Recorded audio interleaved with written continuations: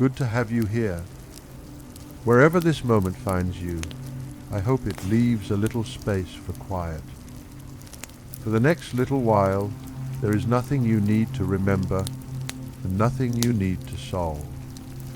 If these peaceful journeys through history have become part of your day, you are welcome to like this video and join us for the many worlds that still wait beyond tonight. Now, allow your breathing to slow. Let the world around you grow a little quieter. The world outside continues exactly as it always has.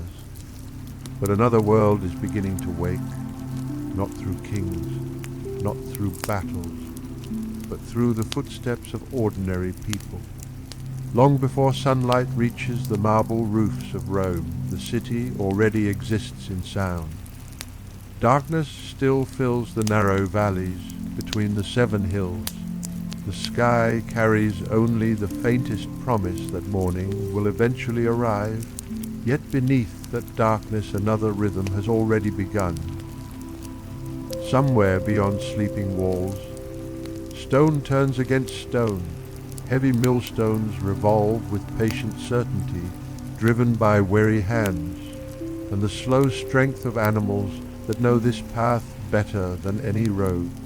The sound is low, steady, almost like a distant heartbeat.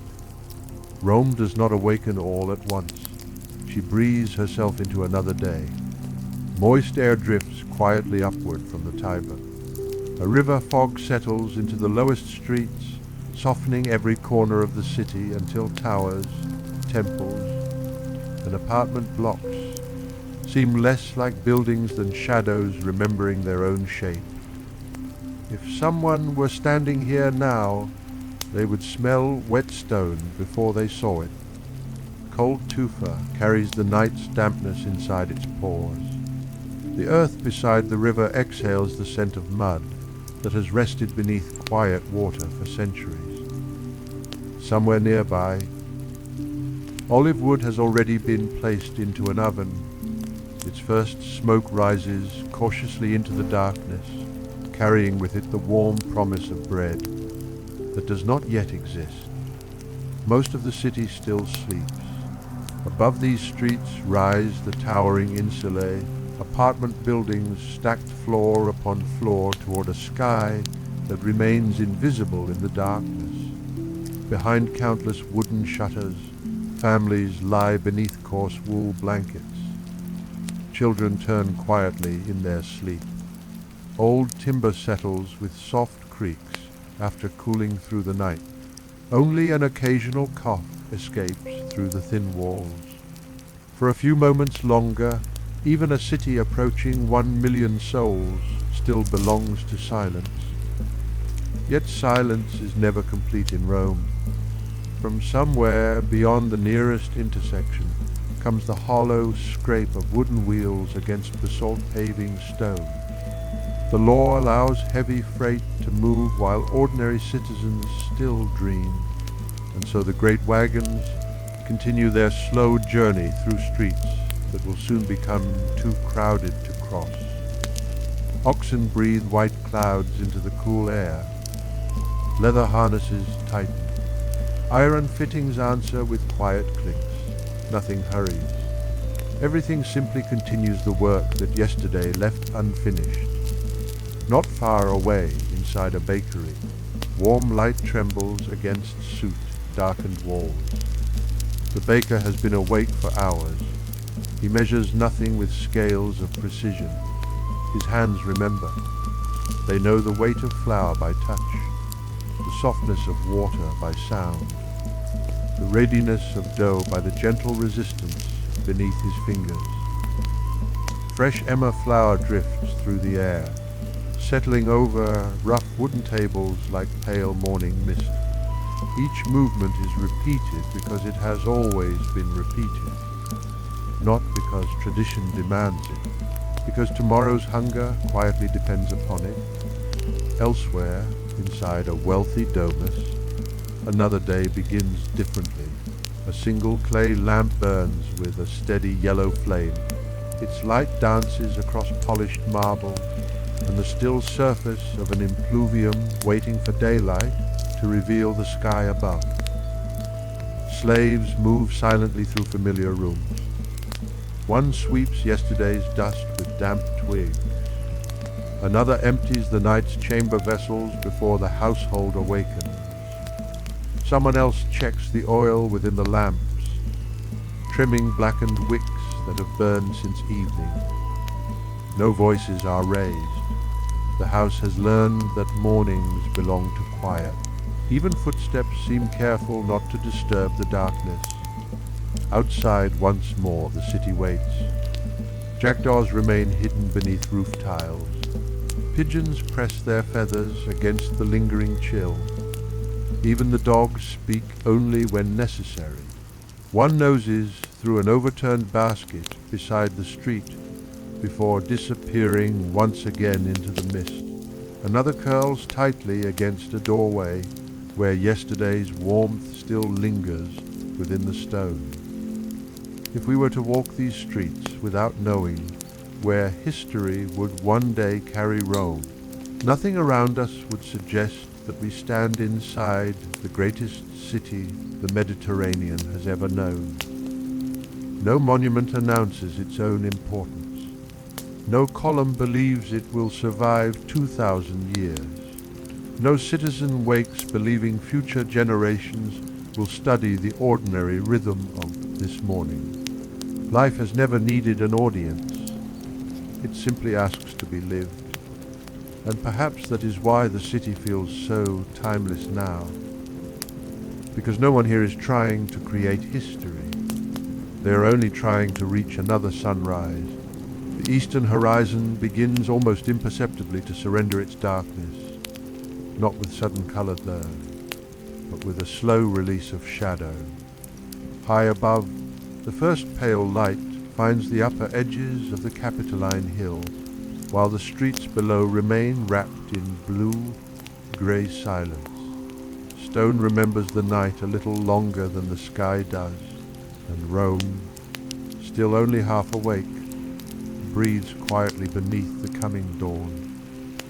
The first breeze of morning slips gently between the rooftops, almost too delicate to notice, unless one has learned to listen to moving air instead of words. It carries no destination. It simply wanders, down the worn basalt streets, across sleeping courtyards, beneath timber balconies darkened by years of smoke. It gathers tiny fragments of the city before quietly carrying them onward. The faint warmth escaping from a bakery, the cool breath rising from an open fountain, the earthy scent of damp mortar that has held generations of footsteps without ever remembering a single name. Rome is never truly still, even its silence is occupied. Soon, another sound joins the slow turning of the mills. A wooden door opens. Not with urgency, but with familiarity. Its bronze fittings answer with a soft metallic sigh before settling once again into stillness. A man steps outside carrying two empty bronze vessels balanced against a wooden yoke across his shoulders. No one watches him. No one needs to. Thousands of mornings have begun exactly this way, and thousands more will follow. The city depends as much upon unnoticed routines as it does upon emperors whose names one day become carved into marble. His sandals meet the stone with quiet, measured rhythm, leather against basalt, a sound so ordinary that those who hear it no longer hear it at all. Only much later, after centuries have passed and the streets themselves have fallen silent, will such sounds become something precious enough to imagine. Ahead, the neighborhood fountain waits beneath the pale outline of its stone basin. Fresh water has traveled an astonishing distance before arriving here. It has crossed valleys, entered hidden channels, flowed through aqueducts raised high above the countryside, and descended patiently into the city until, without ceremony, It pours into a basin where an ordinary citizen fills an ordinary jug. The journey of the water is magnificent. Its purpose remains humble.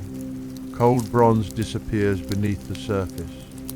Concentric circles drift outward across the water before gently returning to stillness. For a brief moment, the first light of dawn trembles inside those ripples. No painter records it. No poet writes it down. Yet perhaps this quiet reflection belongs just as much to Rome as any triumphal arch. Nearby, another household begins to stir. A child wakes before fully understanding why. There is no clock beside the bed. There never has been. Morning is measured instead by changing colours upon the ceiling, by familiar footsteps in the next room, by the smell of fresh bread beginning to travel through narrow streets before sunlight itself arrives. The child reaches instinctively for yesterday's remaining crust. It has grown firm during the night, but hunger asks little of texture. Outside, sparrows suddenly discover the morning together. Their brief, hurried conversations spill beneath rows of terracotta roof tiles before scattering into the brightening sky. Swallows leave their hidden nests beneath wooden beams, tracing graceful circles above streets that remain almost empty. Only now does the city begin to resemble the Rome remembered by history. Not because monuments have changed, because people have. They emerge one by one, as quietly as stars disappear from the western sky. A woman draws back a wooden shutter. Morning enters her home before she does. Across another street, an elderly fuller steps outside, rubbing stiffness from his hands, hands that have spent decades immersed in water, clay, and the endless labour of restoring garments worn by strangers. He pauses only long enough to feel the air. Without speaking, he already knows what kind of day it may become. The sky has its own language. Those who spend their lives outdoors rarely need words to translate it. Far above the city, the upper edges of marble columns begin to glow. The light does not descend evenly. It lingers first upon the highest places, the temples, the porticos, the statues whose polished stone has welcomed countless dawns before this one. Meanwhile, the streets below remain wrapped inside long ribbons of cool blue shadow. Rome greets the sun gradually, almost respectfully, as though brightness itself should never arrive too quickly. Soon the baker opens his doors. Warm air escapes all at once. The fragrance of baked wheat, wood smoke, and slowly caramelizing crust spills effortlessly into the street. People walking past instinctively turn their heads, not because they are surprised, but because certain scents speak directly to memory before thought has time to answer. Even those who have not yet eaten smile, almost without realizing why. Fresh bread carries hope with remarkable simplicity. Further away, the first merchants begin arranging their goods. There is no haste. Clay bowls find their familiar places beside woven baskets. Glass catches the growing light. Bronze weights rest beside balanced scales, polished smooth by years of careful hands. Dates, olives, onions, figs, herbs, folded cloth, oil, lamps, rope, sandals, each object waits quietly for the conversations that will soon surround it. Commerce begins not with coins. It begins with preparation, with patience, with trust that another ordinary day will unfold as yesterday did. Above the marketplace, pigeons descend without invitation. They know where grain is measured. They know where children sometimes scatter crumbs while laughing at something too small for adults to notice. Animals remember cities differently, not through names, through kindness or abundance, or the certainty that morning always returns. The eastern sky has now surrendered completely. Orange softens into pale gold. Mist slowly withdraws toward the river that first gave this city its life. The 7 hills no longer hide within shadow. They reveal themselves gently, each slope catching sunlight in its own quiet moment, as though the land itself were waking one breath at a time. A traveller arriving now might first notice the buildings. A philosopher might notice the people. But the old river notices neither. The Tiber simply continues its patient conversation with stone. Long before Romulus, long before Trajan, long after every empire becomes memory, water asks for no applause. It only continues to flow. Perhaps that is why civilizations are always built beside rivers, not merely because they provide life, but because they quietly teach what life has always been, to move. Without hurry, without resistance, always onward. Morning does not announce itself with certainty. It arrives through countless small agreements. A shutter left open a little longer than yesterday. A swallow choosing the same roof beam it chose the spring before.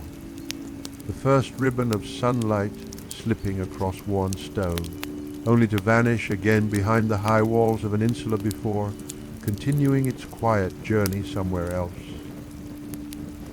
Rome greets the day not as one city, but as thousands of tiny mornings unfolding together. The baker has already forgotten the darkness. His oven no longer glows with the hesitant light of dawn, but with the steady confidence of fire that knows its purpose. Each loaf emerging from the mouth of the furnace carries faint scars where expanding crust has opened along carefully cut lines. Steam escapes through those narrow cracks with gentle whispers before disappearing into the cool air. A child waiting outside cannot resist reaching toward the warmth, only to pull a hand back with a shy smile as the heat reminds small fingers that bread, like the morning itself, asks for patience. The scent follows them both. It settles beneath arches. It lingers beside fountains. It slips unnoticed into homes where breakfast has not yet begun. For some, this fragrance means comfort. For others, it simply reminds them to hurry before the day's work begins. Across another street, water continues its endless conversation with stone. Hands arrive carrying bronze vessels polished smooth by years of use. Some belong to elderly women whose shoulders have learned the familiar weight of full jars. Others belong to young servants who have walked this same route every morning since childhood, scarcely thinking about each careful step. The fountain never asks who drinks. Its gift belongs equally to every pair of waiting hands. Ripples meet one another, then disappear. Perhaps time behaves much the same. No single ripple remains. Yet together they shape the surface forever. Somewhere above, the first true warmth reaches the marble capitals of a temple. The stone seems almost alive beneath changing light. Only moments ago it carried the cool memory of night. Now it begins storing the sun instead. By afternoon it will return that warmth to anyone resting nearby, quietly holding a little of the day long after daylight has moved elsewhere. Even stone remembers differently than people do. People remember moments. Stone remembers seasons. The streets grow fuller without ever becoming hurried. A carpenter lifts the wooden shutters of his workshop. The scent of freshly cut cedar drifts into the street before any tools begin their work. Nearby, a bronze smith places yesterday's unfinished vessel upon his bench. Soon the first measured strikes echo outward. not loud enough to disturb the morning, only enough to join it. Each blow finds its place among birdsong, footsteps, distant voices, and the steady rush of water flowing unseen beneath the city.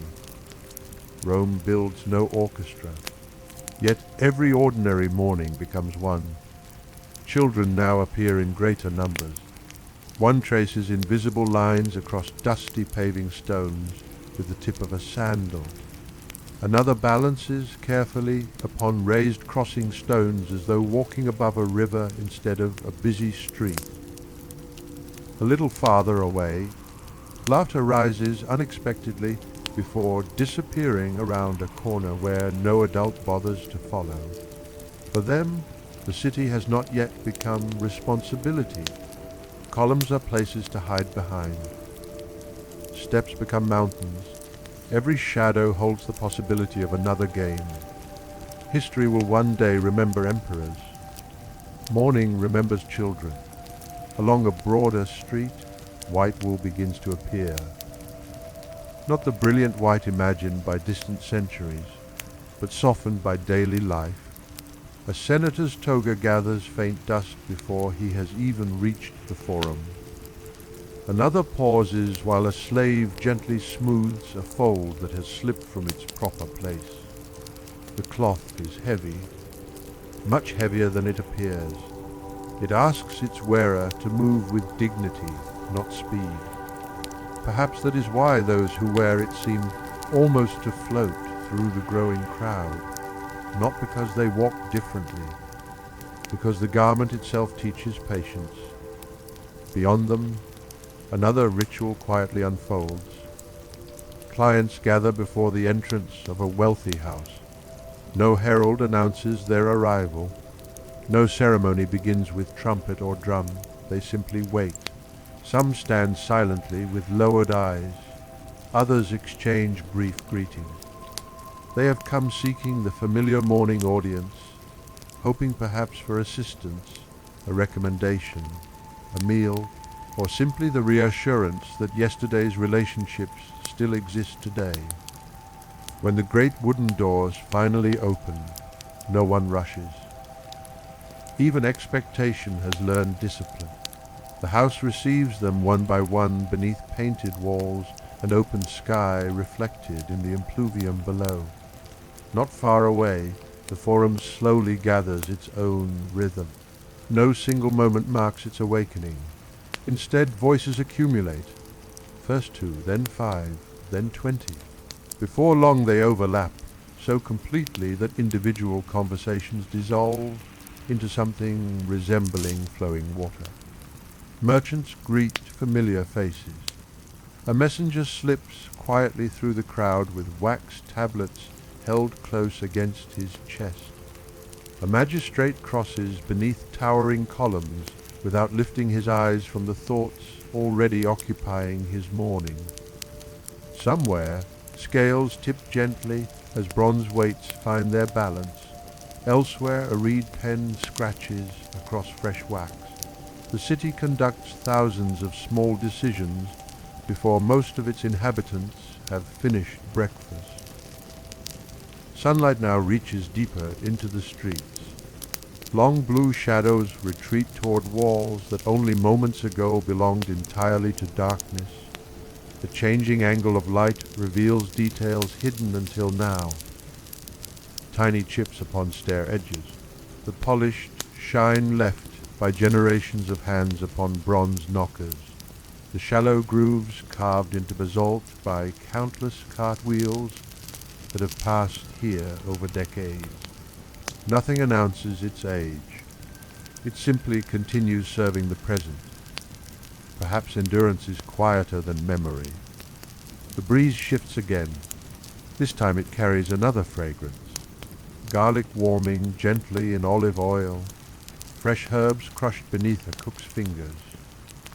A trace of wine poured into an earthen pot before the day's first meal. The aroma drifts only briefly before blending into dozens of others. Smoke, bread, wet wool, fresh water, warm animals, morning dew still clinging to shaded gardens. No single scent defines Rome. Together, they become its invisible architecture. Above everything else, the sky continues brightening. The last traces of dawn dissolve into a clear Mediterranean blue stretching far beyond the city walls toward roads that disappear into provinces most citizens will never see. Yet every road, whether paved with basalt or worn into simple earth, carries something toward Rome. Grain, olive oil, letters, travelers, stories, and sometimes only dust upon a stranger's sandals. Even without moving, the city is always receiving the world. The roads leading toward the Forum seem to discover one another almost by instinct. From every direction, quiet streams of people merge into something larger, not unlike the countless springs that eventually surrender themselves to a single river. No one commands the movement. No signal tells the city when to begin. Yet every pair of feet somehow understands where the morning is gently carrying them. Perhaps habit is simply another form of memory. The rising sun now rests high enough to spill between the rooftops, finding corners that only moments ago belonged entirely to shade. The marble faces of temples no longer glow softly, but shine with quiet confidence, while the rough brick walls of crowded insulae absorb the growing warmth more slowly, as though reluctant to release the coolness they borrowed from the night. Along one narrow street, an elderly woman pauses beside her doorway before continuing toward the market. She brushes her hand across the worn wooden frame as she passes, not deliberately, simply because it has always been there. The timber has become polished where generations before her have done exactly the same thing. Some marks upon a city are carved by chisels. Others are left by fingertips. Neither is less permanent. Nearby, the smell of cedar drifts from a carpenter's workshop. Fresh boards lie stacked against the wall, their pale surfaces still carrying the scent of distant hills where they once stood beneath open skies. The first curls of wood gather around the craftsman's sandals as his plane glides steadily across the grain. Each shaving falls differently. None seems important. Yet together they slowly become a doorway, a table, perhaps the cradle in which a child not yet born will one day fall asleep. Rome rarely creates anything all at once. She prefers patience. Even beauty arrives one careful cut at a time. Across the street, a bronze worker leans close to a vessel resting upon his bench. His hammer rises only a short distance before returning with remarkable precision. The ringing sound is bright but never harsh. Between each strike comes silence. The silence matters as much as the metal. It allows every note to disappear before another is born. There is a rhythm hidden inside skilled hands that resembles breathing more than labor. Above him, sunlight catches suspended particles of charcoal dust. For an instant they appear like tiny golden stars drifting through the workshop before quietly vanishing again. Outside, sandals continue their endless conversation with stone. Some belong to laborers whose tunics already carry traces of flour, lime dust, or olive oil. Others belong to young students walking beside their res pedagogus, still rubbing sleep from their eyes while holding smooth wax tablets beneath one arm. Their lessons have not yet begun. Yet the city itself has already become their first teacher. Columns teach proportion without speaking. Roads teach direction. Fountains teach patience. Shadows teach time. The children notice none of this consciously. Perhaps the deepest lessons are always learned that way, From somewhere ahead comes the cheerful argument of merchants arranging their stalls. No voices are truly angry. Prices are discussed with familiar gestures. A hand lifts a cluster of figs toward the light. Another presses gently against a loaf to judge yesterday's freshness.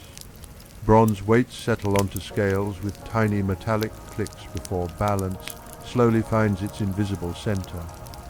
Coins will soon change hands. But first comes trust. Every market begins not with commerce, but with recognition. I know your face. I remember your bread. I bought oil from you before. Relationships often weigh more than bronze. The breeze carries another collection of fragrances through the square. Fresh mint bruised beneath hurried sandals.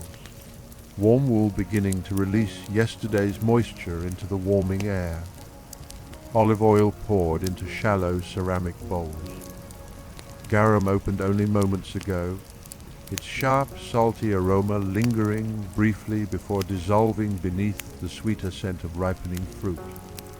No fragrance remains alone for long. Each borrows a little from the next until the entire morning possesses a character impossible to separate into individual parts. A swallow sweeps low across the marketplace. Children instinctively follow it with their eyes until it disappears beneath the roofline of another building. To them it is only a bird. To an older traveler, it is something else entirely. Each spring, swallows return without carrying maps. They find the same eaves, the same beams, the same hidden corners beneath familiar roofs. Perhaps memory is not something stored inside the mind alone. Perhaps the world itself remembers where life belongs. In the distance, beyond the nearer roofs, one can glimpse the vast line of an aqueduct stretching quietly across the landscape before dissolving into the brightness of the morning. It does not demand admiration. Its arches simply stand, carrying invisible rivers toward people who may never think about the remarkable journey every cup of water has already completed. Some achievements become magnificent precisely because they disappear into ordinary life. The forum grows denser now, though not louder. Voices multiply until no single conversation can be followed from beginning to end. Somewhere a petition is unfolded. Elsewhere a contract receives another careful signature, scratched into wax with the fine point of a stylus. A messenger pauses only long enough to receive directions before disappearing once again into the moving crowd. Nothing here appears dramatic, yet every quiet exchange will ripple outward through households, workshops, farms, ships and distant provinces. History seldom changes in a single grand moment. More often, it changes through countless ordinary mornings that no one believes will ever be remembered. Sunlight continues its slow climb. The deep blue shadows that once stretched proudly across the paving stones have shortened almost without notice. Warmth begins to rise from the basalt beneath every passing sandal. One can almost feel the city inhaling. The marble remains pleasantly cool, where fountains scatter tiny droplets into the air. The darker stones, however, have already started gathering the day's heat, preparing to return it long after sunset, when evening walkers rest beside familiar walls. Even buildings participate in the passing of hours. They absorb the day and quietly give it back. A pair of pigeons settles upon the edge of a fountain before leaning forward to drink. The water trembles beneath their beaks. For a heartbeat, the reflected sky shatters into hundreds of fragments. Then, almost immediately, the surface becomes whole again. So much of Rome seems to understand this gentle lesson. Disturbance rarely lasts. Stillness is always waiting. Warmth gathers almost unnoticed beneath the soles of passing feet. The paving stones that greeted the dawn with the night's lingering coolness have begun to answer the sun in their own patient language. Basalt stores the morning slowly, accepting each new ray without haste, while pale marble reflects the light back into the city, filling narrow streets with a brightness that seems to arrive not only from above, but from every wall and column surrounding them.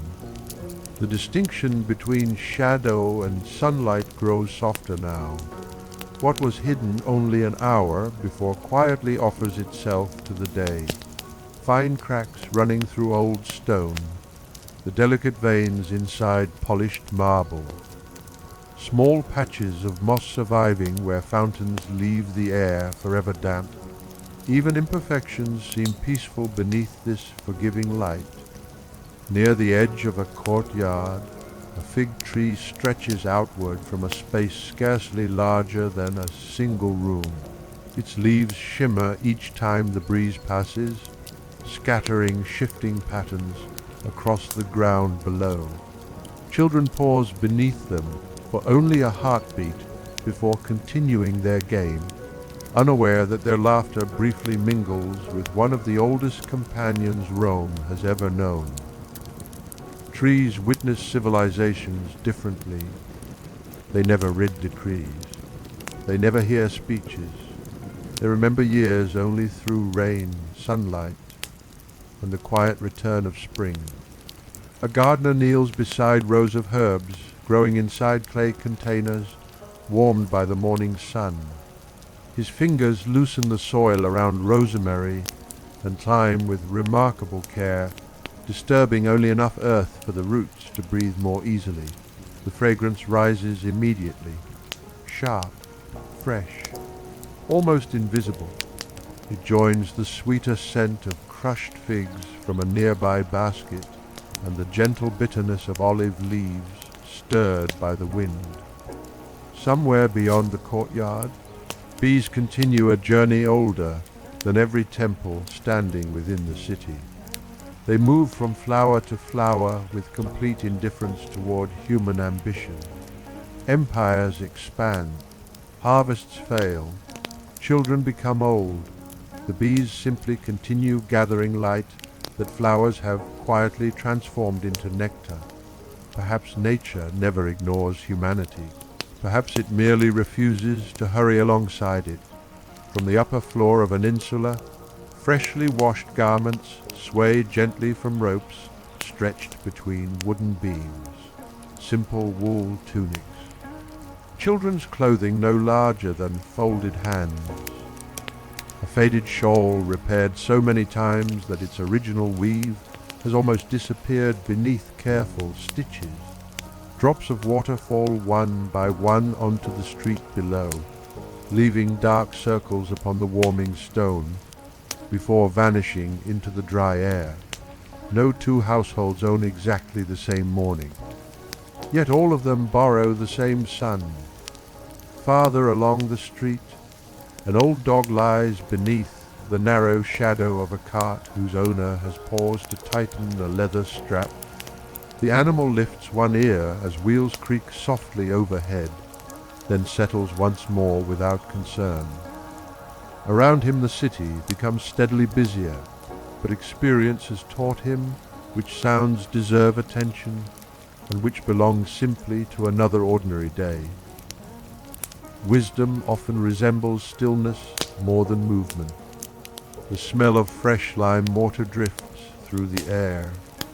Several craftsmen work upon the repair of a weathered wall where winter rains have slowly weakened the joints between old stones.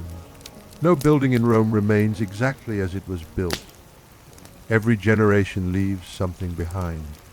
A repaired roof, a replaced beam, a new layer of plaster, an inscription scratched absent-mindedly into drying mortar. Cities survive not because they resist change, but because they quietly welcome small acts of care. The sound of iron striking iron rises again from somewhere deeper within the neighborhood. This time it comes from a blacksmith shaping horseshoes upon a glowing anvil. Each measured strike sends tiny sparks briefly into the shaded workshop before they disappear against the brighter world outside. The sparks last only an instant, yet for that instant they resemble stars falling upward instead of downward. The forge breathes almost like a living creature. Bellows exhale, coals brighten, flames settle. Even fire seems calmer in the patient hands of someone who has known it for decades. Not every rhythm within Rome belongs to people. A pair of doves circles above an open atrium before gliding effortlessly through the rectangle of blue sky framed by the roof. For a brief moment they vanish behind painted walls, then rise again into open sunlight. The house accepts them without surprise. The sky has always been welcome there. Perhaps that is why the roofs remain open. Not only to gather rain into the quiet pool below, but to remind every household that even walls should never entirely separate life from the heavens above. Inside one such home, the household shrine waits in gentle silence. A small flame burns steadily before familiar figures that have watched over countless ordinary mornings. There is no crowd, no ceremony, only a brief pause before the day continues. A hand places a few grains of incense upon glowing charcoal. Thin ribbons of fragrant smoke climb slowly upward before dissolving into the square of daylight overhead. The prayer lasts scarcely longer than a breath. Perhaps gratitude has never required many words. Beyond the doorway, the city continues flowing around moments like these without interruption. Merchants continue measuring grain. Children continue inventing games from broken pottery shards. A messenger slips through the streets carrying wax tablets, sealed against accidental rain, though the sky promises none today. Somewhere, hidden within the vastness of the Forum, a decision is made that may influence lives far beyond these walls. Elsewhere, unnoticed by everyone except a single mother, a little girl proudly succeeds in tying the strap of her sandal without help for the first time. History rarely tells us which of these moments mattered more. Perhaps time itself makes no such distinction. The breeze changes once again. It now carries the faint mineral scent of water splashing continuously against carved stone. Fountains never seem hurried.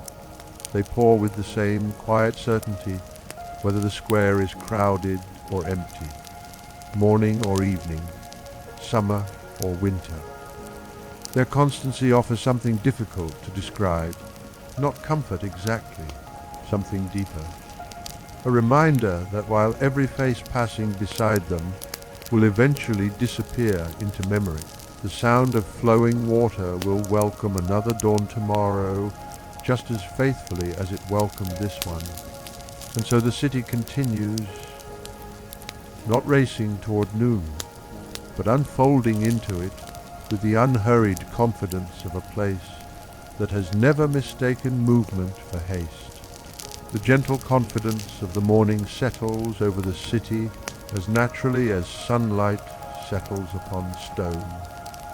Nothing seems eager to arrive before its proper moment. Even the breeze moves with quiet intention now, carrying warmth where earlier it had carried only mist. It glides through colonnades, slips beneath shaded porticos, and wanders into courtyards where pools of clear water gather fragments of the sky, holding drifting clouds so perfectly that the heavens appear to exist both above and below. In one such courtyard, a single olive leaf loosens its hold upon the branch. It turns slowly through the air, not falling, almost floating. Its small journey ends upon the still surface of the impluvium. The reflection breaks. Blue becomes silver. Columns ripple into soft curves before gradually returning to perfect stillness. There is something remarkably gentle about water's refusal to remember disturbance. Perhaps that is why so many Roman homes leave a place for rain to enter. The house does not close itself against the world. It welcomes the sky as another quiet guest. Outside, sunlight has reached the upper stories of the insulae with full certainty. Wooden shutters now stand open across entire streets, revealing brief glimpses into lives that continue without performance. A mother folds a wool blanket, still carrying the warmth of sleep. An elderly grandfather sits near a window where the morning air reaches him first. A young apprentice carefully oils the leather straps of his sandals before beginning another day in his master's workshop. None of these moments asks to be remembered, yet together they become the true architecture of Rome. Buildings shelter lives. Lives give meaning to buildings. Without one, the other remains incomplete. Along the edge of a narrow lane, sunlight strikes a weathered wall painted years earlier in deep reds and warm ochres. Time has softened every color. Rain has borrowed small pieces. Wind has carried away others. Still, beneath the fading pigments, traces of careful hands remain visible. Beauty here is not preserved by perfection. It survives through endurance. A mason pauses beside that same wall, brushing loose dust from freshly repaired mortar.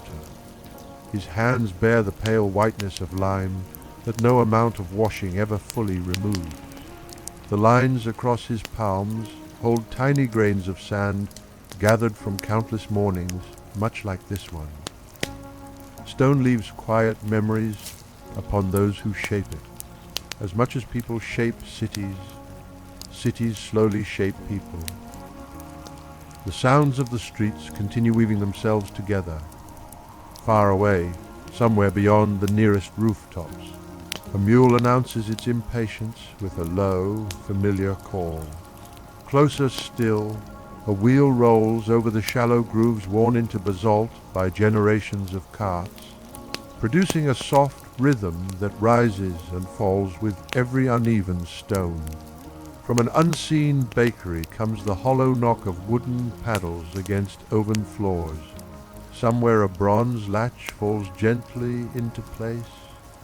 A broom whispers across paving stones. None of these sounds seeks attention. Together they become the city's breathing. Above the roofs, swifts now move more swiftly than they did at dawn. The warming air lifts them effortlessly. They circle invisible currents that no human eye can fully see, gliding with an ease that makes even flight appear restful. Below them, smoke rising from household hearths begins to thin. Breakfast has quietly passed. The fires now prepare for slower tasks. Pots simmer gently.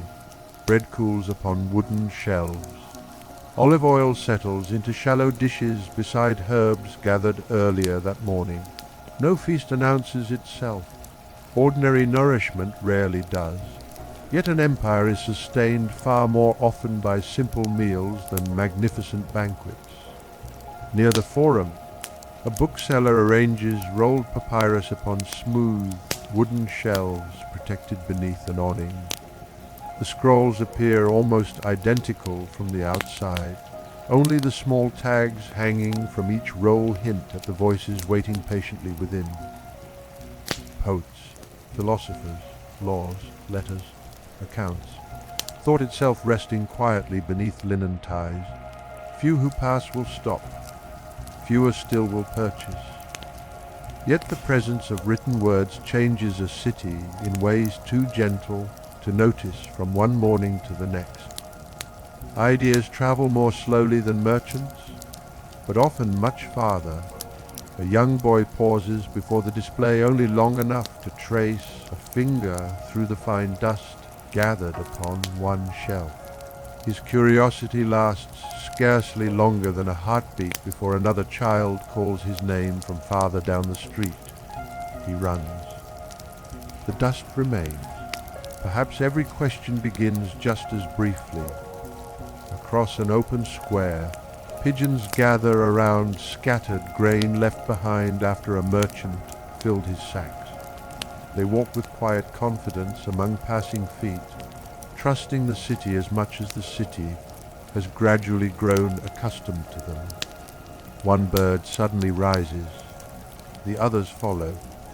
Dozens of wings meet the air at once. For an instant, sunlight flashes across grey feathers like ripples spreading across water. Then the flock settles only a short distance away, as though even surprise has become gentle here. Near the temple of Vesta, the faint scent of incense drifts outward on the warming air. It does not overpower the fragrances of bread, herbs, leather, and stone already filling the streets.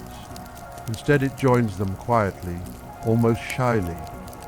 Like every other part of the city, devotion belongs not only to ceremonies, but to repetition. A flame tended before dawn, a whispered offering, a careful gesture learned from parents who learned it from theirs. Faith, like the streets themselves, is worn smooth by countless ordinary footsteps. Clouds begin gathering far beyond the Alban hills.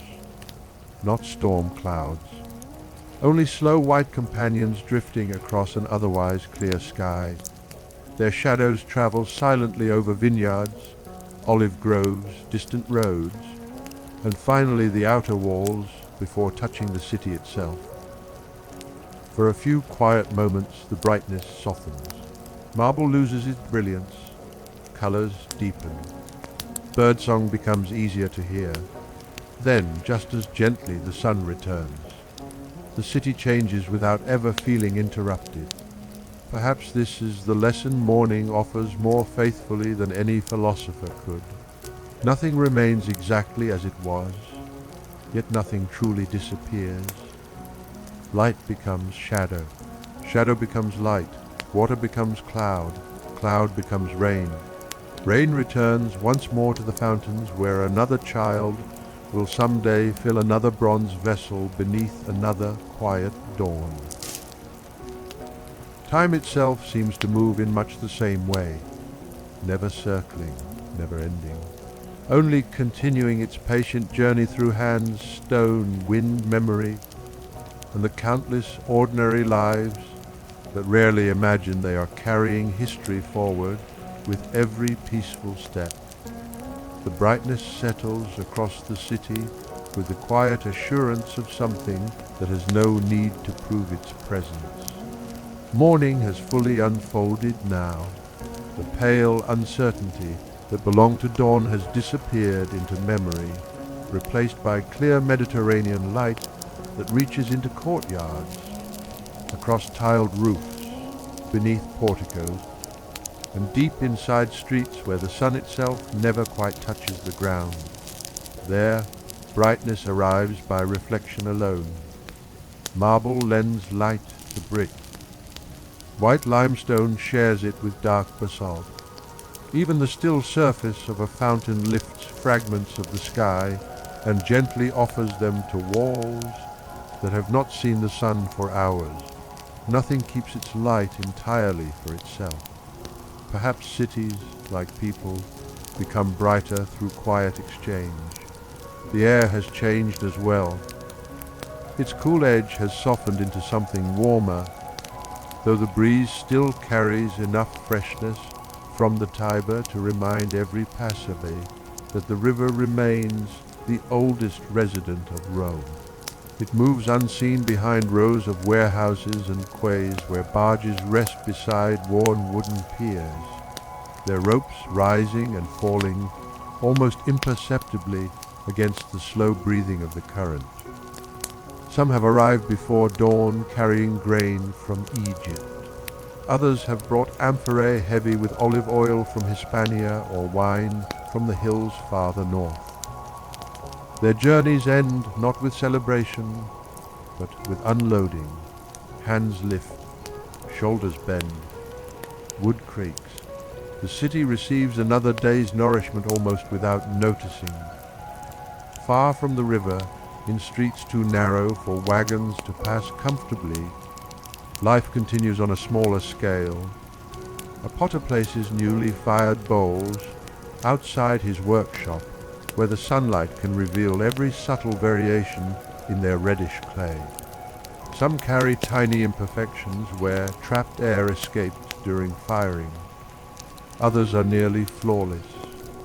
He turns each vessel slowly in his hands before setting it down, not searching for mistakes, simply becoming acquainted with something that did not exist yesterday. Creation has a quiet habit of asking to be admired only for a moment before it begins serving ordinary life.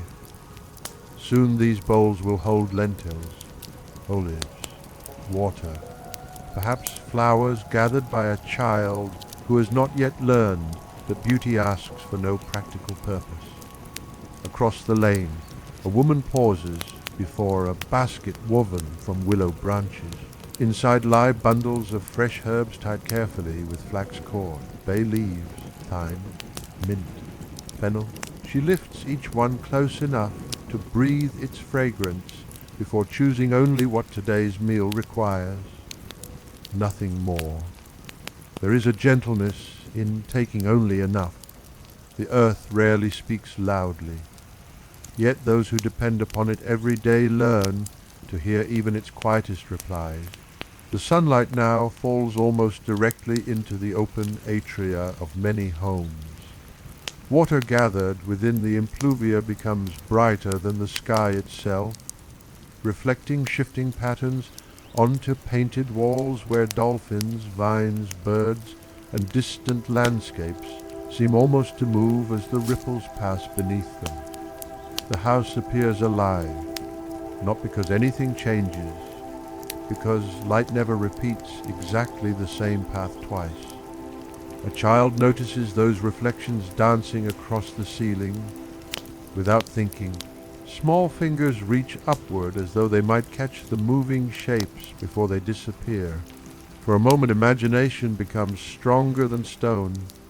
Then laughter arrives, soft, brief, soon forgotten by everyone except perhaps the walls themselves, if walls remember at all. Near the Forum Boreum, cattle move patiently through streets already familiar with their slow rhythm. The animals seem entirely unconcerned by the columns towering above them or the conversations flowing around them. Their hooves produce a deeper sound than sandals, measured, heavy, certain. Dust rises gently around each step before settling once again upon the road. Nothing here remains perfectly clean for long, nor does anyone expect it to. Life leaves traces wherever it passes. A flock of swallows crosses overhead once more, though higher now than earlier in the morning. The air above the city has begun to warm enough for invisible currents to carry them almost effortlessly. They scarcely beat their wings. Instead they glide, turning together with astonishing precision before separating once again. Watching them, one might briefly wonder whether freedom is less about distance and more about trusting the unseen currents that quietly support us. A breeze slips beneath the broad awning of a cloth merchant. Lengths of dyed wool sway gently from wooden beams, deep crimson, soft ochre, muted green, the brilliant white of freshly prepared wool waiting for careful hands. The colours seem almost richer beneath the growing sunlight, yet none appears harsh. Dust has softened every shade. Time itself seems to prefer quieter tones. Nearby, A fuller rinses garments in large basins where water, clay, and steady labor slowly return freshness to fabric worn through another week of ordinary living. He works with practiced rhythm. Wash, lift, twist, rinse, repeat. His hands rarely pause long enough to admire their own work. Perhaps service has its own quiet form of beauty. The fragrance of damp wool mingles with soap made from ashen oils, creating a scent unfamiliar to travelers, but entirely ordinary to those who have lived here long enough to stop noticing it. Elsewhere, beneath the broad shade of a portico, an elderly philosopher sits alone upon a simple stone bench. He speaks to no audience. A wax tablet rests beside him untouched. Instead he watches people, children passing too quickly to notice him, merchants balancing baskets upon tired shoulders, a dog stopping only long enough to drink from a shallow puddle left beside a fountain. Perhaps wisdom is gathered this way, not by searching for extraordinary moments, but by remaining still long enough for ordinary ones to reveal themselves. No one approaches him. No one needs to. The city itself has already begun the conversation. Above everything, the sky continues opening. The small white clouds that drifted over the Alban hills earlier have spread into delicate islands of shade, moving slowly across rooftops, temples, gardens, and distant roads. Each shadow arrives gently, each departs just as quietly. The sun is never truly hidden, only briefly shared. And beneath that endless movement of light and shadow, Rome carries on with the remarkable calm of a place that has repeated this same beautiful morning so many times that even eternity has begun to feel familiar. A cloud drifts quietly across the face of the sun, not enough to dim the city, only enough to soften it. The bright edges of marble become gentler. Bronze loses a little of its sharp reflection. The white walls of temples settle into warmer tones. And for a few peaceful moments every shadow relaxes, as though Rome itself has taken a slower breath. No one stops to notice. Perhaps beauty is often strongest when it arrives without asking to be seen. Along the broad stones of the Forum, sandals have polished certain paths smoother than others over countless years. The difference is almost invisible until sunlight strikes at just the right angle. Then the stone begins to glow, not because it is precious, because millions of ordinary footsteps have quietly worn away its roughness. A city remembers its people long after their names disappear, not in statues, but beneath their feet. Near one corner of the square, an old olive seller unties the woven cord around a large clay jar. The heavy lid lifts with a soft scrape. Immediately the rich scent of brine rises into the warming air, followed by the earthy fragrance of olives that have rested patiently for months beneath salt and herbs. He stirs them gently with a carved wooden spoon. Dark fruit turns slowly beneath the surface, glistening where sunlight reaches inside the jar. There is no hurry to make a sale. The day itself has only recently begun. Across from him, a woman arranges fresh bread upon a linen cloth. The crust has cooled now. When she presses lightly against one loaf, it answers with the faint crackling sound known only to bread that has finished baking not long ago. A young boy carrying a small bronze coin hesitates before choosing the smallest loaf. She smiles without speaking and quietly exchanges it for one slightly larger. The boy notices. Neither pretends otherwise. Kindness passes between them as naturally as morning light passes through an open doorway. Some transactions leave no record. yet they enrich a city all the same. A pair of donkeys emerges from a side street, their woven panniers filled with amphorae, carefully packed in straw. Each step causes the pottery to answer with a muted chorus of hollow taps. The sound is delicate despite the weight being carried. Their driver walks beside them rather than ahead. Now and then he reaches out, resting his hand briefly against a familiar neck. There are conversations that require no words, only years shared along the same roads. Beyond the marketplace, sunlight settles upon the curved rows of tiled roofs stretching toward the Capitoline Hill. From above, each roof appears almost identical, yet beneath every one waits a different morning. Someone is learning to read. Someone is kneading another day's dough. Someone is mourning quietly. Someone is expecting a child. Someone believes this day will be remembered forever. Someone else hopes it will pass unnoticed. The city holds every hope with equal patience. Perhaps that is what makes great cities feel almost alive. They never belong to one story. They shelter thousands that quietly unfold together. The fragrance of warmed pine resin drifts from a nearby workshop where shipwrights prepare timber destined for repairs along the river. The scent mingles with sawdust so fine that it hangs inside shafts of sunlight like pale golden mist. One craftsman pauses to examine the grain running through a long beam.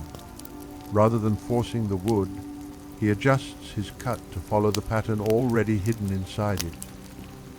Good hands rarely struggle against nature. They cooperate with it. Even the strongest oak reveals its purpose more willingly to those who first choose to listen. A little farther away, the gentle murmur of Latin continues flowing through shaded colonnades. No single voice dominates. Questions, greetings, negotiations, laughter.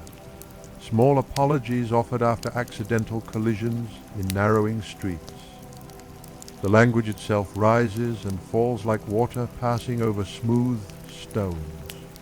Even those unable to understand its words might still recognize its warmth. Voices carry more than meaning. They carry belonging. A swallow suddenly darts through an open portico. For one breathtaking heartbeat it flies between towering marble columns before disappearing once again into open sky. No one follows it with surprise.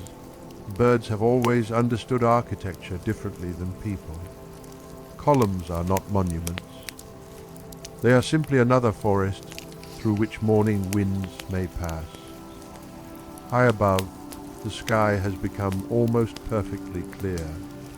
Only a handful of white clouds continue their slow journey toward the west, casting moving islands of shade that drift across gardens planted with roses, violets, lilies, and fragrant herbs. Within those gardens, bees continue their quiet labor among blossoms whose lives will last only days, yet every flower opens completely. No blossom withholds its beauty because it knows it will fade. Perhaps impermanence is not the opposite of peace. Perhaps it is one of its quietest companions. Near a shaded fountain, a little girl carefully lowers both hands into the cool water. She watches tiny circles spread toward the edge of the basin before touching carved stone. For several moments she says nothing. The ripples become smaller, then disappear. Without realizing it, she waits for the water to become perfectly still before lifting her hands once again. Children often understand patience before they ever learn its name. From somewhere within the temple of Vesta, the faint rhythm of quiet footsteps passes briefly across polished stone. The sacred flame continues burning beyond the walls, unchanged by the passing hours. Outside, merchants continue trading, animals continue walking, children continue laughing. Inside, fire continues remembering, different rhythms. The same morning, the breeze returns from the river carrying the cool scent of flowing water over smooth mud banks and damp reeds. It slips through the city unnoticed, brushing across sun-warmed marble, stirring hanging fabrics, cooling brows already touched by the growing warmth of the day. For just a moment, the air carries both the freshness of water and the warmth of stone together. Neither overcomes the other. They simply coexist. Perhaps that is the quiet miracle of Rome. Not that so many different lives share the same city, but that they do so without ever asking the morning to belong to only one of them. The air lingers for a little longer where cool water has touched warm stone. One moment it carries the freshness of the river, the next it gathers the quiet warmth rising from streets that have now welcomed many thousands of footsteps. Neither feeling replaces the other. Together they create the gentle balance that belongs only to these middle hours of the morning, when the city has fully awakened, but the weight of afternoon has not yet arrived. The sunlight has become steadier now. Earlier it wandered from rooftop to rooftop, searching for its place. Now it seems to know every corner by heart. Across the broad, paving stones of the Forum, light rests without hesitation, revealing details too subtle to notice at dawn. Tiny fragments of white marble sparkle where centuries of sandals have worn sharp edges smooth. Small pebbles trapped between larger stones cast shadows no wider than a fingertip. Even the faint marks left by iron-rimmed cart wheels catch the light differently, depending on how deeply they have entered the road. No mason planned these patterns. The city has carved them for itself. From beneath a shaded portico comes the dry whisper of papyrus being unrolled. A merchant leans carefully over a wooden counter while another man studies a list written in dark ink. Their conversation remains calm. Occasionally one nods. Occasionally a finger traces a line before moving farther down the page. Numbers occupy the space where stories often live. Yet even these quiet accounts carry distant landscapes within them. Grain harvested beneath another sky. Oil pressed from groves beyond the sea. Wine gathered from hills that many in Rome will never see with their own eyes. The scroll itself hardly moves, but the world folded inside it is immense. Outside, a narrow stream of water escapes unnoticed from an overflowing fountain. It slips between paving stones before disappearing into the hidden channels beneath the street, where the city quietly carries away what it no longer needs. Above, water sparkles beneath the sun. Below, it continues unseen. Perhaps much of life follows the same path. The things most essential often move without asking to be admired. The fragrance of warmed stone grows stronger as the morning advances. Not every stone smells alike. Freshly repaired mortar still carries the chalk-like scent of lime. Old tufa releases a soft earthy warmth after drinking the coolness of the night. Marble offers almost no fragrance at all, only the faint mineral breath that rain leaves behind long after the clouds have passed. Those who have lived here all their lives rarely notice these differences consciously. Yet memory keeps them faithfully. Years later, one familiar scent upon another road might quietly return an entire city to the mind. Near a shaded staircase, an old woman sits with a basket resting across her lap. Inside are small bundles of lavender tied with linen thread. She is in no hurry to sell them. Now and then someone pauses, lifting one close enough to breathe its fragrance before continuing on. Others simply smile as they pass. The flowers ask for little, only that someone notices they were here. The breeze accepts their perfume willingly, carrying it farther than the woman herself will travel today. A pair of craftsmen slowly raise a freshly carved wooden door into place. The timber fits imperfectly at first. One shakes his head almost imperceptibly. The other removes it again. A shaving no thicker than a fingernail curls away beneath the blade. They lift it once more. This time the hinges settle with quiet certainty. No applause follows. Only a brief glance exchanged between two people who understand that careful work rarely needs witnesses. Nearby, beneath the shelter of an awning, a physician prepares simple remedies before the first visitors arrive. Small ceramic vessels stand in neat rows across a wooden table. Honey catches the light with gentle amber reflections. Bundles of dried herbs release faint medicinal aromas into the warming air. Bronze instruments rest upon folded linen, polished not for display, but because clean metal serves more faithfully than neglected metal. Healing, like every other craft in Rome, begins long before anyone asks for help. Across the street, the laughter of children returns once more, though quieter now. The morning games have become slower beneath the growing warmth. One child kneels beside the dusty ground, arranging smooth pebbles into careful circles, whose purpose matters only to those playing. Another patiently follows a small beetle making its determined journey across the edge of a paving stone. Adults pass without slowing.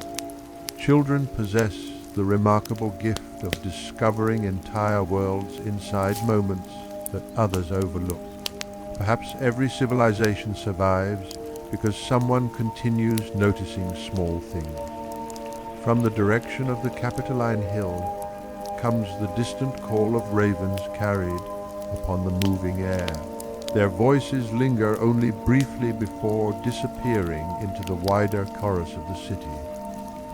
Above them, white clouds continue drifting almost lazily toward the western horizon. Their shadows move across temples, gardens, workshops, and rooftops so slowly that no eye can truly watch them travel. Yet minutes later the light has changed. Without announcing itself, the sky quietly rearranges the city. The marble steps that shone brilliantly a short while ago now rest in cool shade. A garden that had been hidden suddenly glows beneath full sunlight.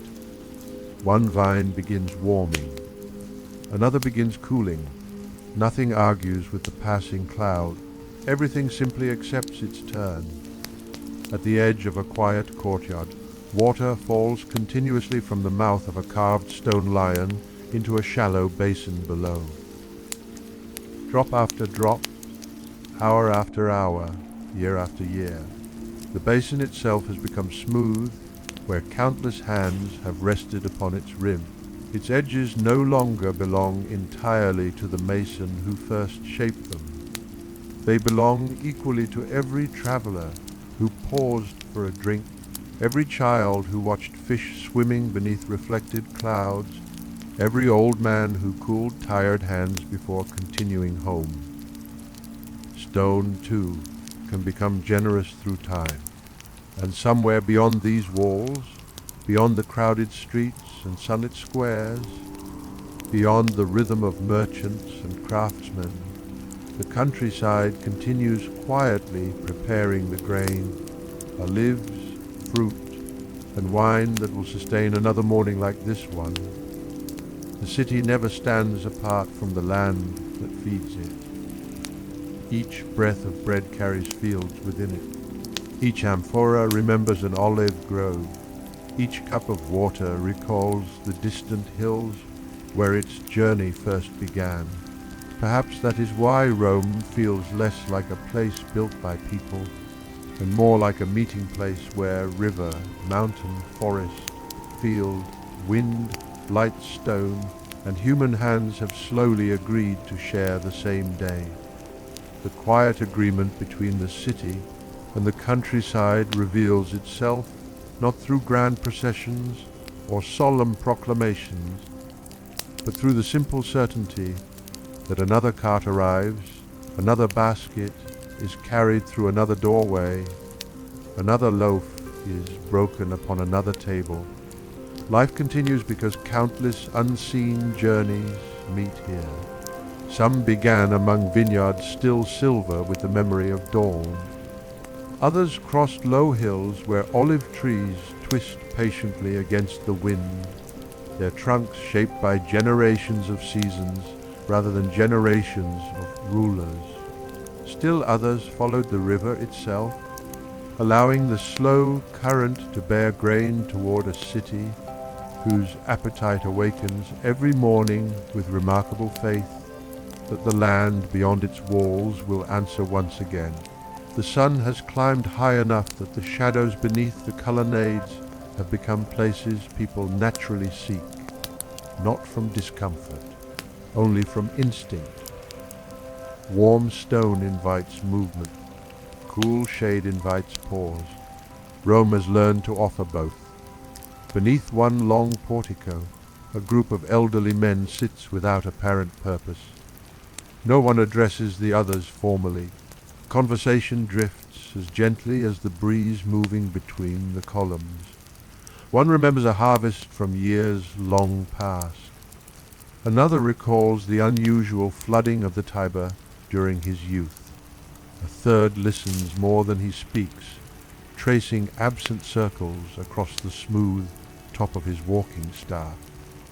Memory often gathers this way, not in books, not in monuments, but between familiar faces returning to the same place often enough that silence itself becomes another companion. Nearby, a marble bench has grown pleasantly cool beneath the sheltering roof. Its surface bears tiny hollows almost invisible to the eye, shaped not by chisels but by thousands of people choosing, for a little while, to rest. Stone yields slowly, yet even stone eventually learns the shape of human patience. Across the square, a seller of clay lamps arranges them carefully upon woven cloth. Some are plain, intended only to carry light through another evening. Others bear delicate impressions pressed into their surfaces before firing. Small vines, dolphins, birds in flight, quiet scenes from familiar myths that ask for no explanation because everyone passing already knows them. A young woman lifts one gently, turning it beneath the sun. She watches light settle across its smooth curve before placing it back exactly where it rested before. There are objects whose beauty exists simply because someone's hands once cared enough to make usefulness graceful. A faint fragrance of heated beeswax escapes from another nearby stall where writing tablets are being prepared. Fresh wax is poured carefully into shallow wooden frames, its surface smoothing itself before hardening into something ready to receive tomorrow's thoughts. For now, each tablet remains perfectly blank. There is a peaceful honesty in empty space. It asks for nothing. It simply waits. Perhaps every new day resembles an unwritten tablet more than a completed scroll. Not because it lacks history, but because history is always still becoming. Above the rooftops, the swallows have climbed even higher. They are almost impossible to distinguish now against the brightness of the sky. Only their sudden turns reveal them, flashing briefly through the light before dissolving once more into blue. The eye follows them, almost without choosing to. Something about effortless motion has always invited quiet admiration. Beyond the city walls, Fields ripple beneath the same breeze that now wanders through Roman streets. Wheat bends together, not because each stalk follows another, because all of them answer the same wind. The movement travels across the countryside like water flowing through grass, invisible, continuous. By evening that grain may already be flour. Tomorrow it may become bread. Within another day it becomes strength carried quietly inside someone's hands while lifting stone, rowing a boat, teaching a child, tending a fire, or embracing someone returning home. Nothing in nature truly travels alone. A gardener pauses beside a small vine, climbing the inner wall of a courtyard. One tender shoot has reached beyond the cord intended to guide it. Rather than forcing it back, he gently changes the cord instead. The vine continues climbing, almost without noticing the kindness. Perhaps wisdom sometimes means adjusting ourselves instead of demanding the world grow differently. Near the public baths, the rhythm of the neighborhood begins to change almost imperceptibly. Workers glance toward the sun before returning to their tasks. Merchants begin thinking less about arranging their stalls and more about the conversations already filling them. Water carriers move with fuller vessels. Kitchen fires burn more steadily. Somewhere unseen, lentils simmer slowly inside earthen pots, while onions soften in olive oil, their sweetness rising into the air little by little. The fragrance slips through open doorways and into passing streets, joining the scent of warm bread that still lingers from earlier hours. No single aroma remains the city's companion for long. Morning always gives way to another fragrance, just as one light quietly surrenders itself to the next. At the edge of a workshop, a young apprentice pauses before entering. He brushes fine dust from his tunic with both hands, though the effort changes very little. His master notices, says nothing, only opens the door. The boy steps inside. Learning often begins not with instruction, but with invitation. The workshop receives him as it received others before him. And one day, perhaps many years from now, another uncertain child will stand at that same threshold while he quietly holds the door instead. Time has many ways of teaching. One of its gentlest is repetition without sameness. Far above, the clouds have almost entirely dispersed. The sky stretches clear from horizon to horizon, its deep blue softened only by the faintest veil of distant air where the mountains lie beyond sight. The sunlight has become rich without becoming harsh. It settles across tiled roofs, polished columns, fruit trees, fountains, workshops, and gardens with equal generosity. No place asks for more. No place receives less. For a little while, the city seems perfectly balanced between movement and rest, between work and reflection, between warmth and breeze, between the voices of countless people and the enduring silence of the stones that have listened to them all. The balance lingers for a while longer, as though the city wishes to remain suspended between one breath and the next. The hours nearest midday possess a different kind of stillness than those before dawn. Morning silence is born from expectation. This quieter moment grows instead from fulfillment. The streets no longer awaken, they simply continue.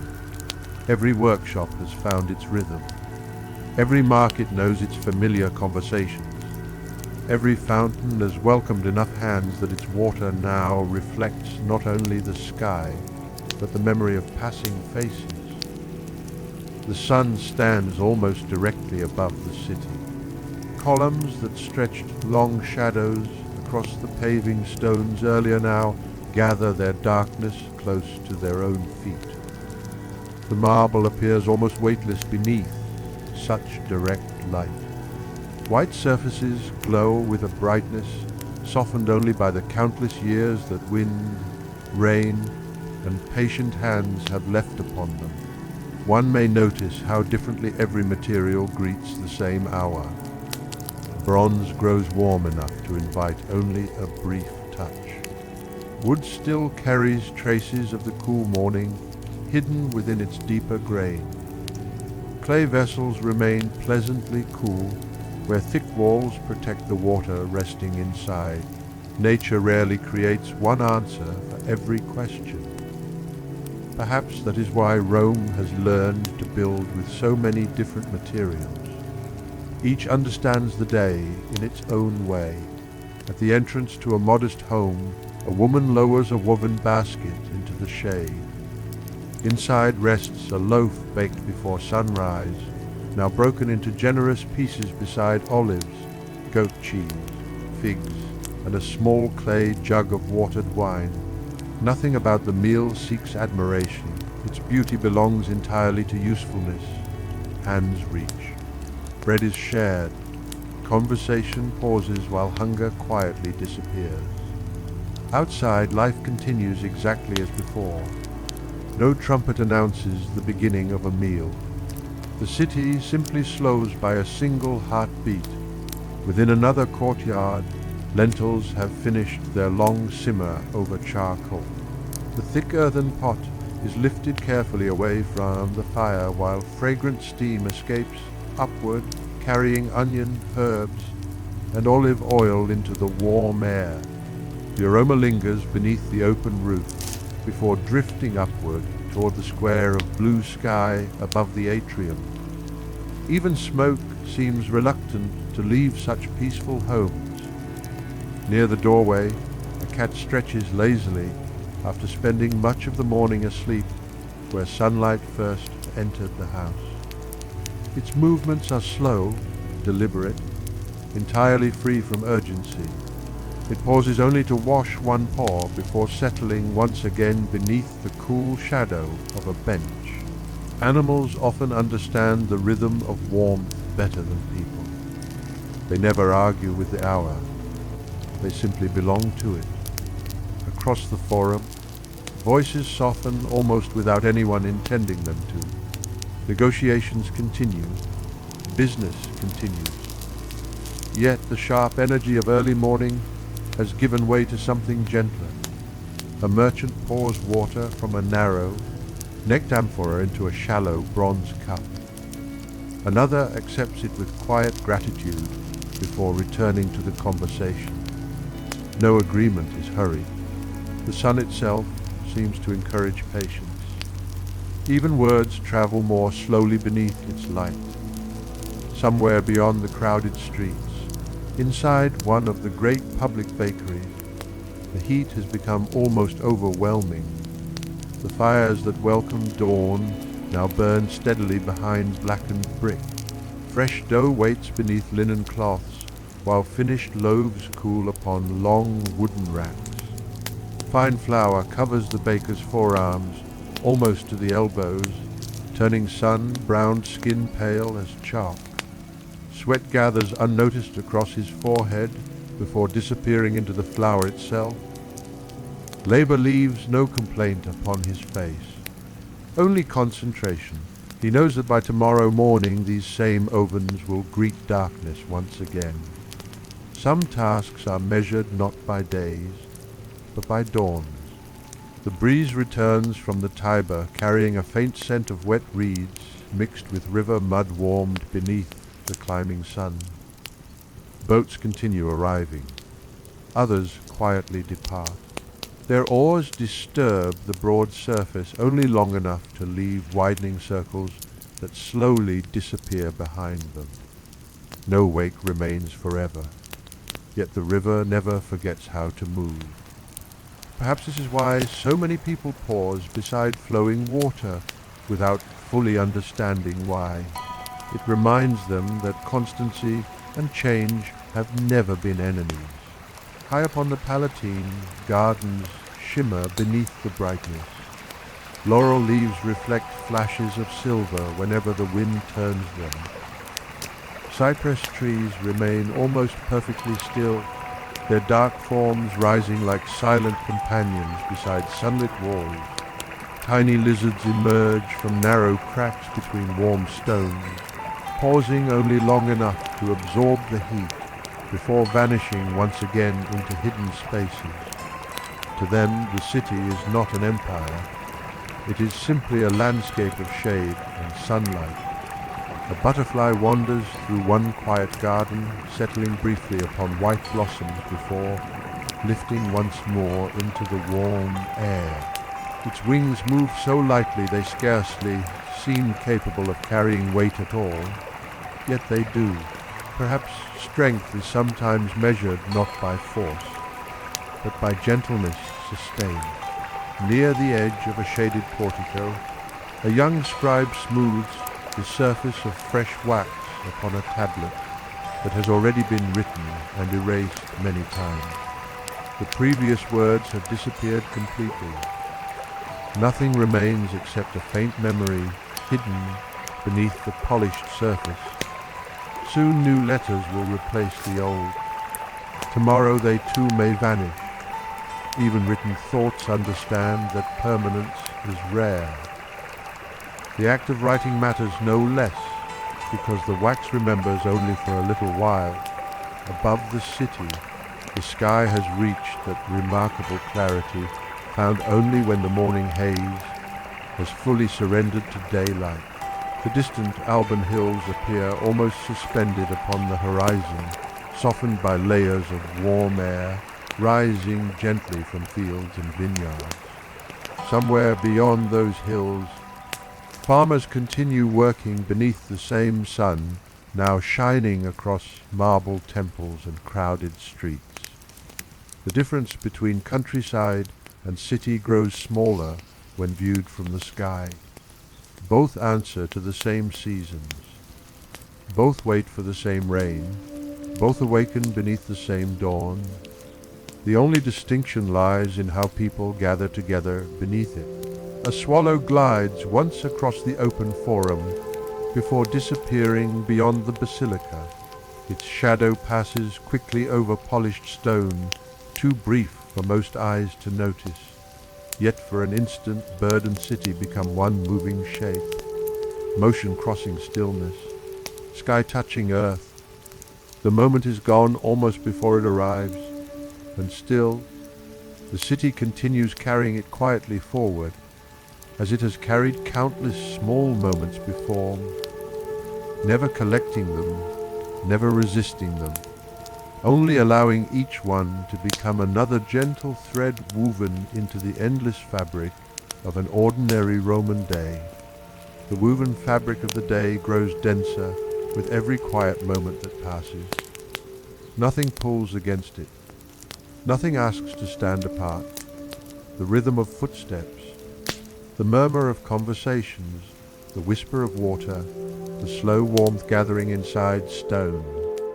They no longer feel like separate parts of the city. They have become the city itself.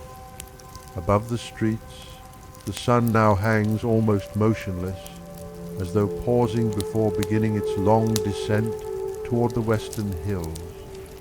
Its light falls nearly straight into the courtyards, transforming the open atria into bright pools, where every droplet inside the impluvium trembles with impossible clarity. The reflections no longer wander across the walls as they did earlier. They gather, they deepen. The painted birds decorating a faded fresco seem almost ready to lift themselves from the plaster, while climbing vines appear to sway, although only the water below is moving. Sometimes light creates movement where none exists. Sometimes memory does the same. Within one quiet household, the final pieces of bread disappear from the table. Someone folds the linen cloth with practiced hands. Another gathers small olive pits into a shallow bowl.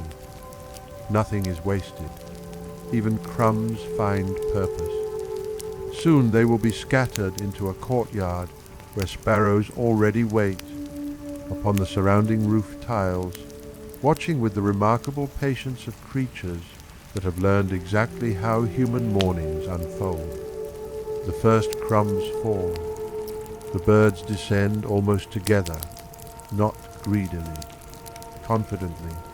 They hop across the warm paving stones, tilting their small heads before each quick peck. One bird pauses beside the shallow pool, lowering its beak to the water. Tiny circles spread outward. The sky breaks apart inside the reflection, then becomes whole again. There is something comforting in how easily stillness returns. From a nearby kitchen comes the soft scrape of clay against wood as storage jars are carefully sealed once more. Olive oil rests beneath fitted lids. Dried beans return to woven sacks. Bundles of garlic hang once again from cool beams where moving air will keep them dry through many days yet to come. The household slowly changes its attention. Morning has fed the body. The afternoon will ask something different.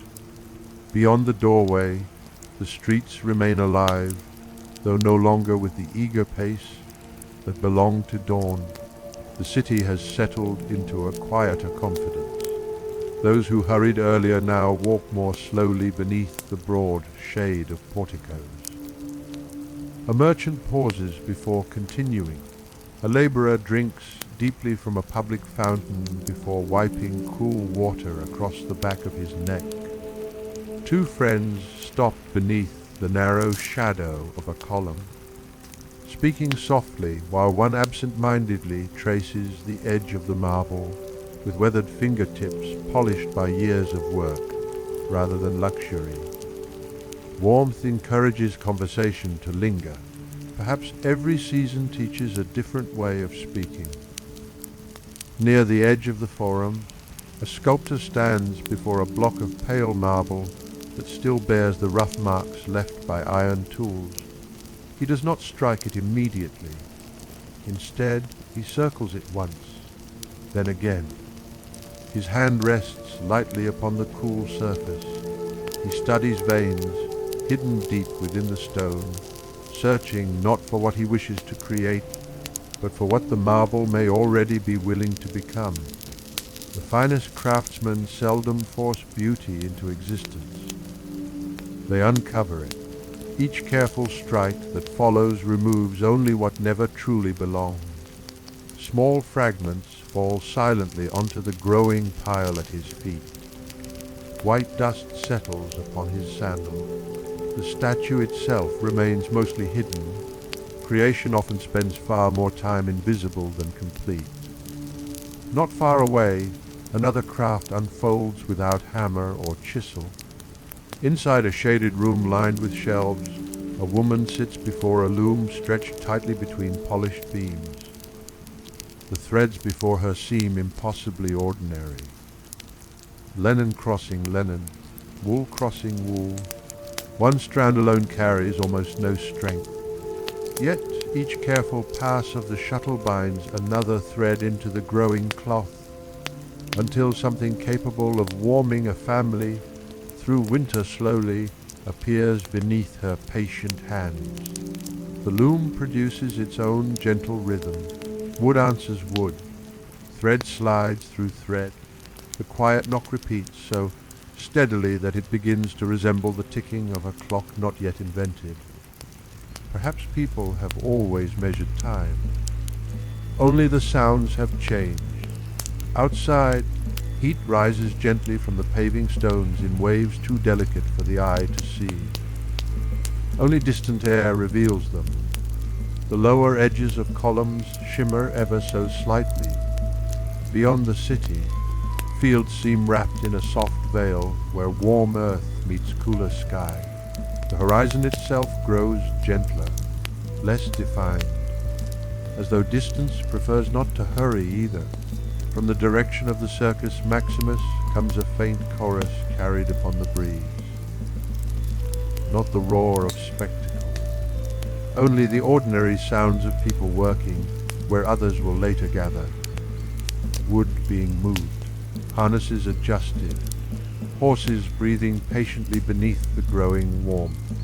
Every grand place spends most of its life preparing quietly for moments that history chooses to remember.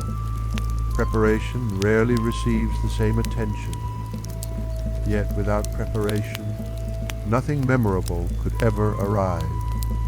Somewhere deeper within the city, the first visitors begin making their way toward the great public baths. Not because the day has ended, because another rhythm is beginning. They carry small bundles beneath one arm. Simple cloth, a flask of oil, perhaps a bronze strigil worn smooth through years of familiar use. They do not walk with ceremony. The baths are not distant from life. They are woven into it, just as fountains belong to thirst, just as ovens belong to bread, just as roads belong to footsteps. Even before entering, one notices the changing air. A faint mineral warmth drifts outward from stone that has held heated water since before sunrise. Steam escapes almost invisibly through high openings, carrying with it the clean scent of moisture-meeting marble. The fragrance differs from kitchens, different from markets, different from gardens. Water warmed by fire possesses a character entirely its own. It softens the air before softening the body. Along the entrance, voices become quieter without anyone asking them to. Perhaps enclosed spaces naturally invite gentleness.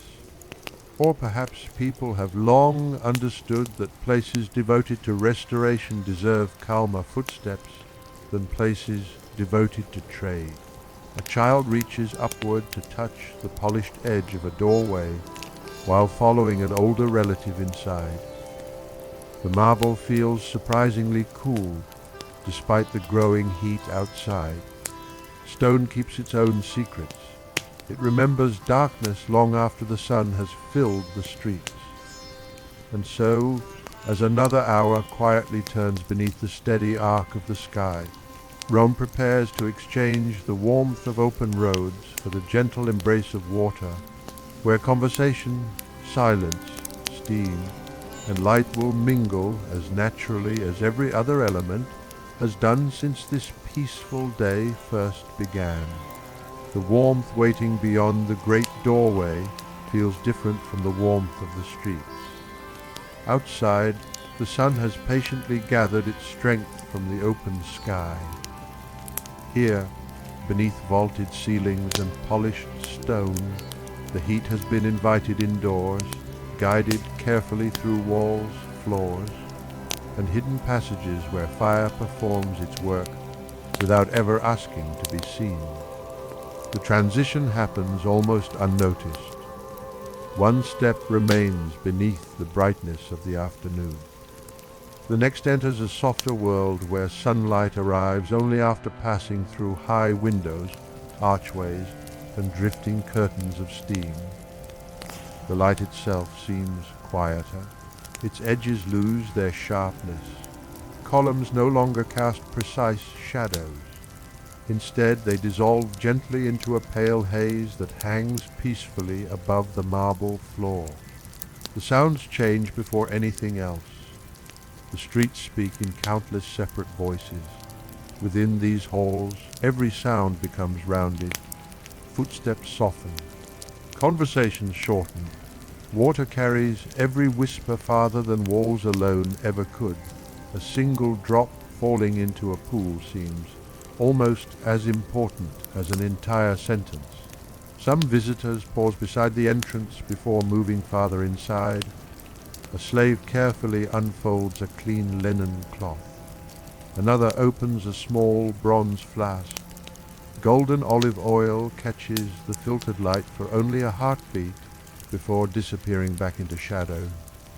Nearby rests a curved strigil, its bronze edge worn smooth by years of familiar hands. Its surface reflects no perfection, only faithful use. No one rushes toward the warm rooms. The baths possess their own quiet rhythm. The body is invited gradually from one temperature into another. Coolness first, then gentle warmth, then deeper heat. Every chamber prepares the next without speaking its name. Perhaps comfort arrives most completely when change is allowed to happen slowly. A broad basin mirrors the ceiling above with remarkable calm. The water is so still that the marble cornices seem to continue downward into another invisible building beneath the surface. Only when someone lowers a hand into the pool does the illusion gently disappear. Circles drift outward, columns bend, the ceiling trembles. Then everything patiently returns to order. Water seems to understand that disturbance need never become permanence. Warm steam gathers beneath the highest arches before slowly finding its way toward open vents overhead. It climbs with no urgency at all, softening outlines, blurring distances, turning strangers into silhouettes for a few peaceful moments before they emerge once more into clearer light. Even faces appear gentler through steam. Perhaps certainty always becomes kanda when viewed through a little distance. Across one wall, polished marble still carries tiny beads of moisture left by countless breaths of warm air. Each droplet catches a fragment of light before slowly joining another. No one notices them. Yet together they transform cold stone into something almost alive. The builders understood that water could decorate a room without carving a single ornament. Nearby, an elderly man sits quietly upon a smooth bench, saying nothing. His eyes remain closed, not in sleep, simply in rest. The sounds surrounding him ask for no attention. They rise, they fade, they return. Water poured from bronze pitchers, the distant splash of someone entering a pool. A brief exchange between friends who have greeted one another here for many years.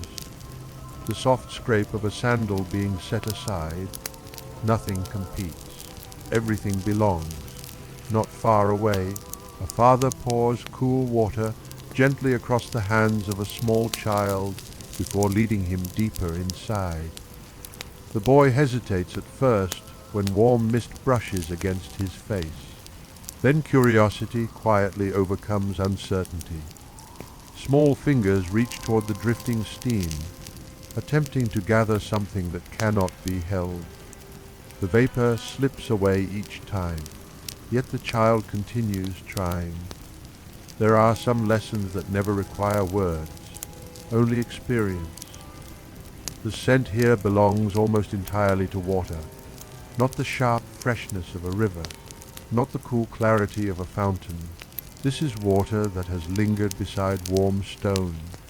It carries faint traces of olive oil, clean skin, damp marble, and the gentle mineral breath released when heat awakens moisture hidden deep within the walls. The fragrance asks for no memory. Yet years later, somewhere far from Rome, another room warmed by water might quietly awaken this one. Memory often travels through the senses long before it travels through thought. A shaft of sunlight enters through a high opening near the roof. It falls directly into the steam, becoming visible for the first time. Countless tiny droplets drift through the beam like slow, moving stars suspended between earth and sky. No painter could keep them. No sculptor could carve them. They exist only while light and water choose to meet. Perhaps beauty has always preferred moments over monuments. Some visitors continue into warmer chambers where voices become fewer still. Speech asks effort. Warmth invites silence. One man leans back against heated stone, allowing the warmth beneath him to travel slowly into tired muscles that have carried grain sacks since dawn. Another closes his eyes after long hours standing behind a market stall. A mason flexes stiff fingers still pale with traces of lime. A fuller rests hands that have spent the morning immersed in water of another kind. Different occupations, the same quiet relief. The baths erase many distinctions without ever speaking about equality. Warm water receives every tired body in exactly the same way. Beyond another doorway, the gentle murmur of flowing water continues without interruption. It has flowed since before these visitors arrived. It will continue long after they have returned home. Perhaps, that is, the greatest comfort hidden within places like this. They remind every person who enters that rest does not interrupt life. Rest belongs to life, just as surely as sunrise belongs to morning, or stars belong to the patient hours that still wait beyond the afternoon. The gentle rhythm of the water continues without asking anyone to follow it. It simply exists, one quiet current slipping into another, one ripple surrendering itself to stillness, one breath of warm air dissolving into the next until it becomes impossible to tell where movement ends and silence begins. Perhaps that is why these halls feel untouched by haste. Time itself seems to loosen its pace here. Outside, the city continues measuring the afternoon through commerce, sunlight, and busy streets. Within these walls, the measure is different. Here, time is counted by cooling skin, by slowing breath, by warmth gradually leaving tired muscles. Along the edge of the warm pool, a young attendant kneels beside a stack of folded linen. One by one, he arranges them with quiet precision, smoothing each crease with the palm of his hand before placing another carefully above it. The work carries no ceremony, yet there is dignity in repetition. Some acts become beautiful, not because they are extraordinary, but because they are performed with complete attention. The marble beneath him still carries the gentle warmth gathered from hidden chambers below. Deep beneath the floors, unseen fires continue their patient labor. Oak and pine surrender themselves to flame. The heat travels through carefully constructed passages before rising silently into the rooms above, warming stone rather than air alone. The visitors rarely think about those hidden corridors, nor about the workers tending the furnaces beyond sight. Yet every peaceful moment within these baths rests quietly upon labor taking place elsewhere. There is something profoundly Roman about this. The most remarkable achievements often disappear beneath ordinary life. The aqueduct hides inside a cup of water. The road hides beneath a traveller's sandals. The furnace hides beneath warm marble.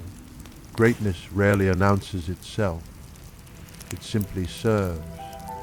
The filtered light drifting through the upper windows has begun to change. Although the sun still stands high beyond the roof, its angle has shifted almost imperceptibly. The beams no longer fall straight into the chambers. Instead, they enter at a softer slant, illuminating the drifting steam in long golden ribbons.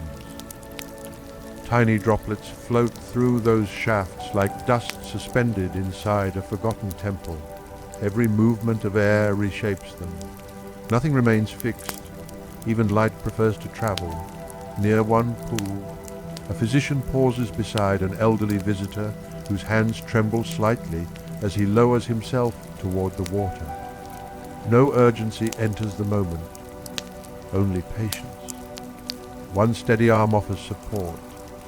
The old man nods with quiet gratitude. Together they move no faster than necessary. Warm water receives him gently, climbing first around his ankles, then his knees, then finally embracing the weary weight carried across many decades. his shoulders lower almost immediately, not because age disappears, only because, for a little while, it becomes lighter. A few steps away, conversation continues between two craftsmen. One shapes bronze, the other cuts stone. Their words wander without destination. They speak of weather, of children growing taller, of an olive tree that yielded more fruit this season than the last. Nothing they say will be written upon parchment. No historian will preserve it. Yet perhaps these forgotten conversations reveal a civilization more honestly than speeches delivered before crowds. Empires are remembered through victories. People remember one another through ordinary afternoons. Along the far wall, oil glistens upon bare shoulders where attendants gently massage tired muscles with practiced hands. Olive oil carries its own quiet fragrance when warmed by skin. Earthy, soft, almost sweet. The scent mingles with damp marble and rising steam until the entire chamber seems wrapped inside something difficult to name. Not luxury, not simplicity, something older than either care.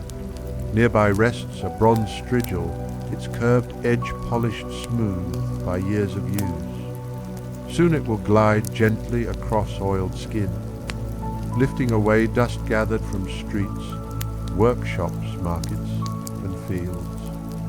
The day itself is slowly being returned to the water. Perhaps cleansing has never been only about the body. Perhaps every evening asks us to lay down a little of what we have carried.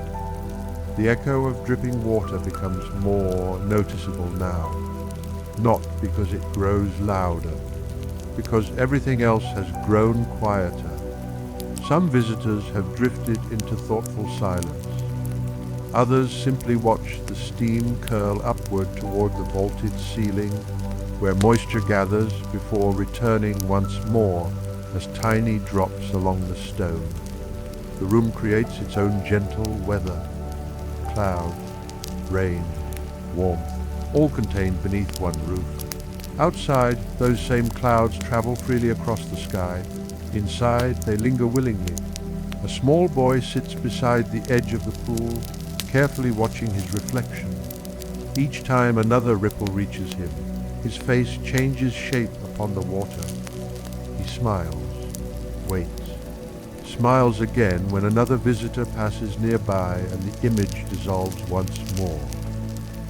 Children rarely become impatient with water, perhaps because water refuses to stay the same.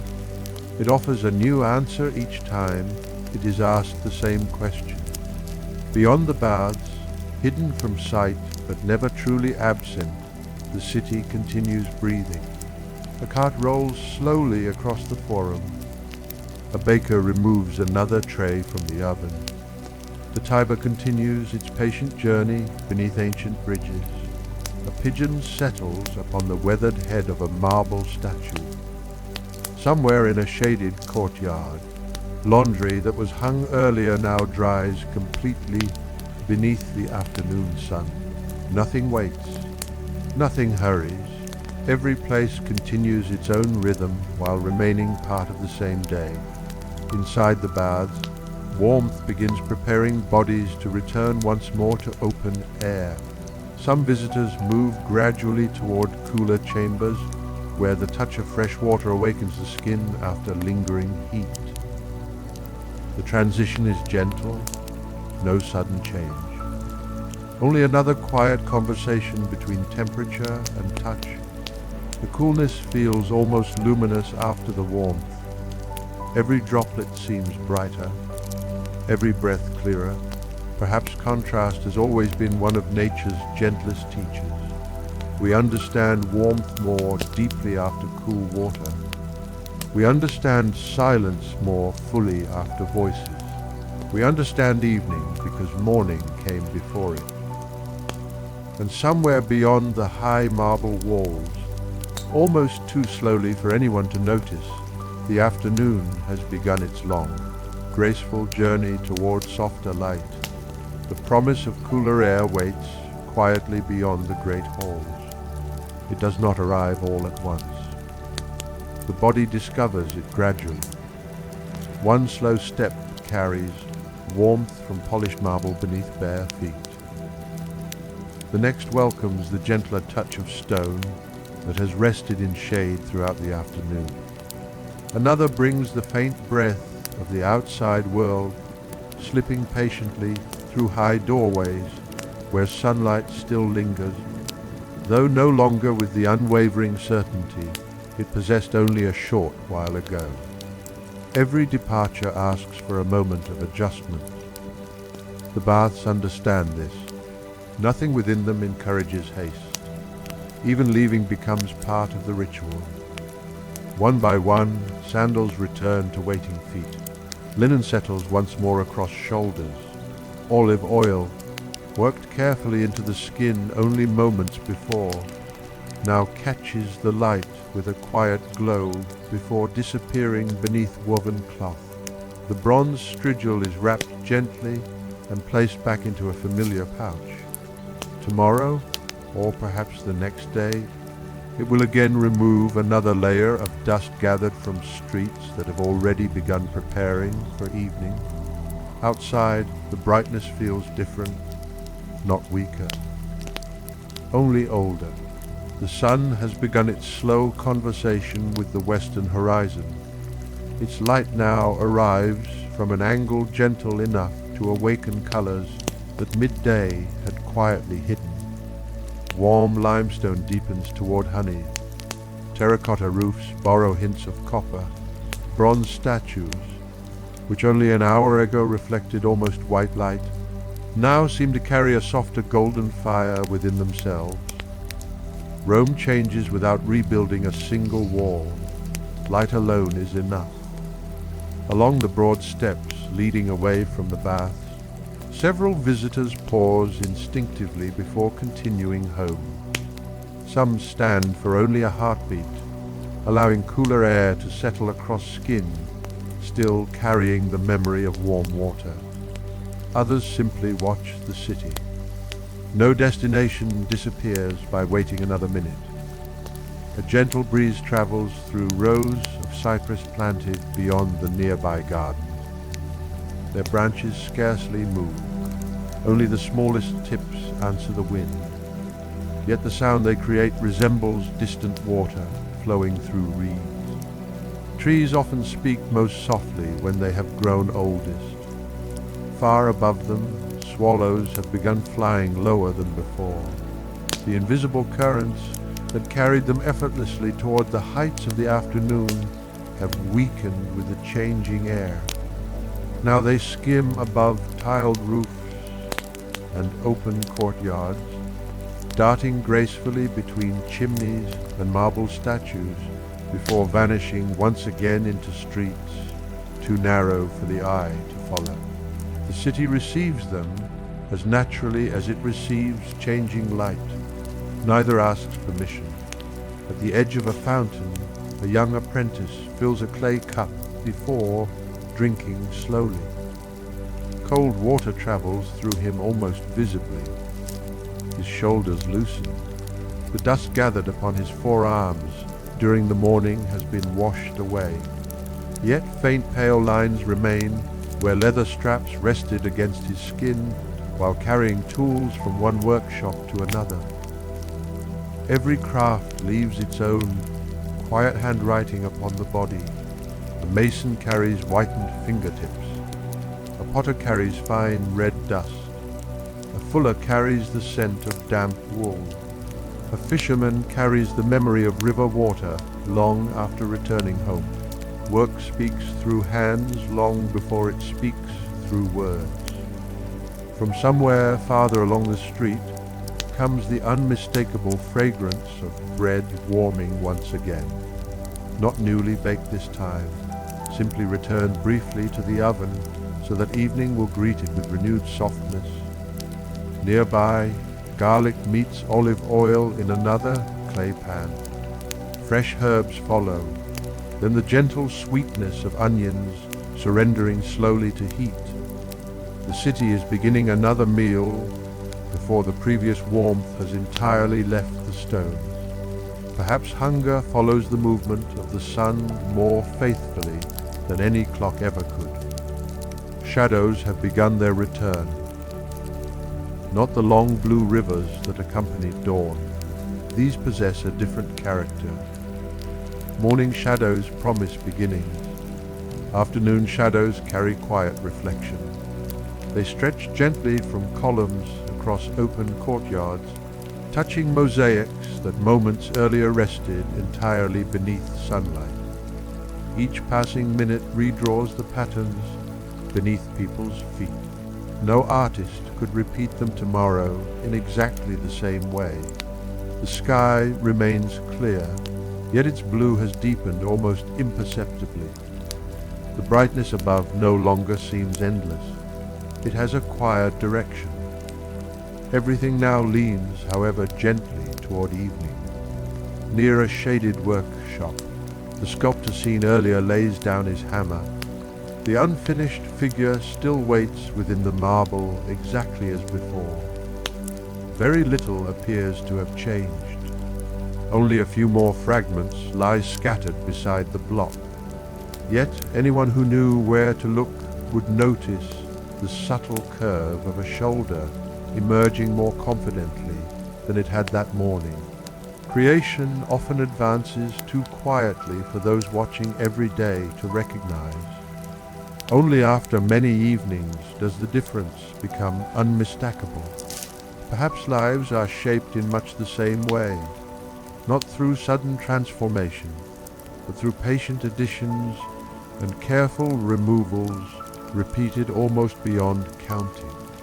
Across a nearby courtyard, the rhythmic knocking of the loom has fallen silent. The woven cloth now hangs from its frame longer than it was before midday. The woman folds her hands for a moment, studying work completed without measuring it. The threads have become something stronger together than any single strand could ever have imagined.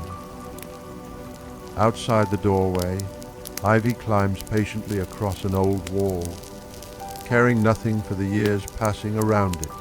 Stone remembers centuries. Plants remember seasons. People remember moments. Together they create what later generations simply call time. Beyond the forum, sunlight reaches the upper branches of olive trees, growing upon distant slopes. Their leaves answer with thousands of tiny flashes, silver for an instant, green the next, as each breeze quietly turns them toward another face of the light. No two leaves reflect the sun in precisely the same way, yet together they fill the hillside with something resembling water shimmering beneath the afternoon sky. The city and the countryside continue speaking to one another across the distance without exchanging a single word. One sends bread, the other returns tools. One offers stone, the other offers grain. One gathers people, the other gathers rain. Neither could become itself alone. And as the warmth of the day begins its almost imperceptible descent, Rome discovers once again that the most peaceful hours are often those in which nothing extraordinary happens at all. The streets remain full.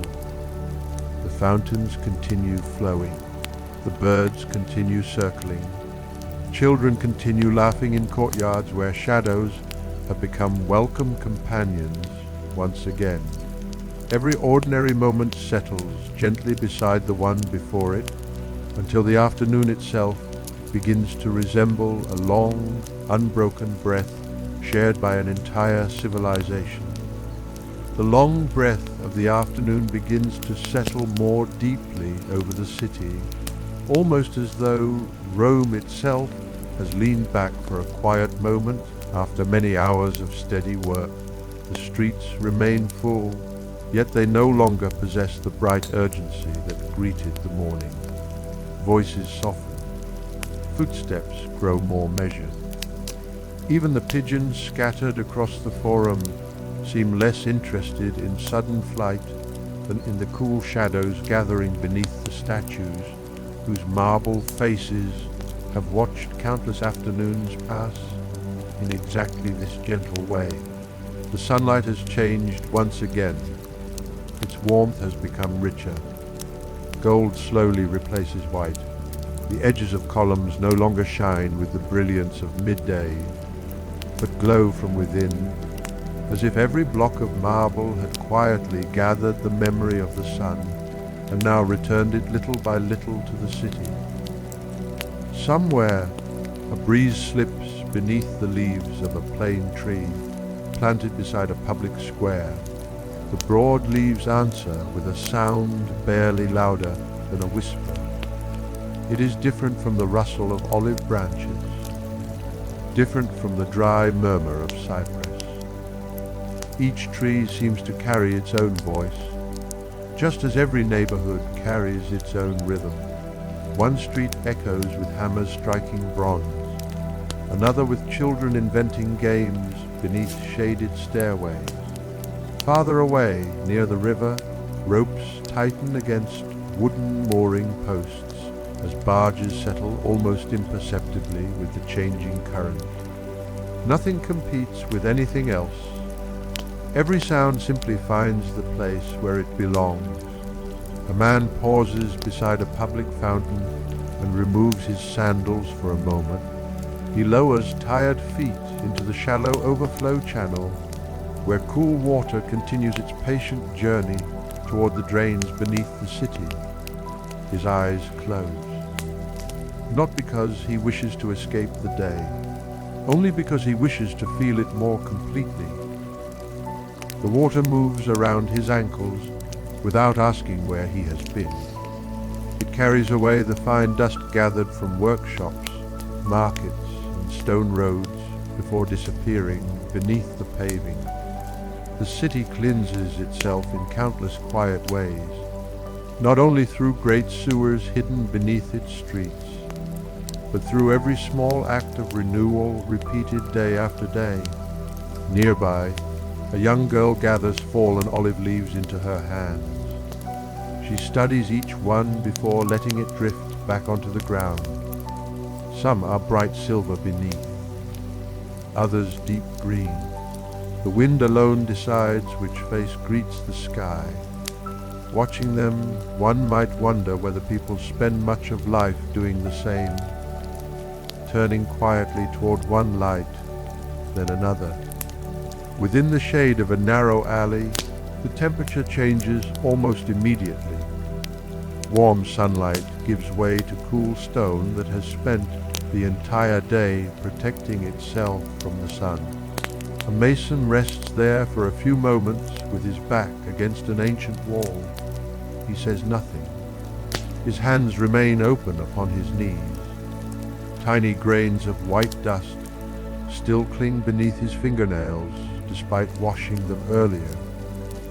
The wall behind him is older than his grandfather. The repairs he completed this morning may still remain long after his own hands have become memory. Yet he does not think about centuries.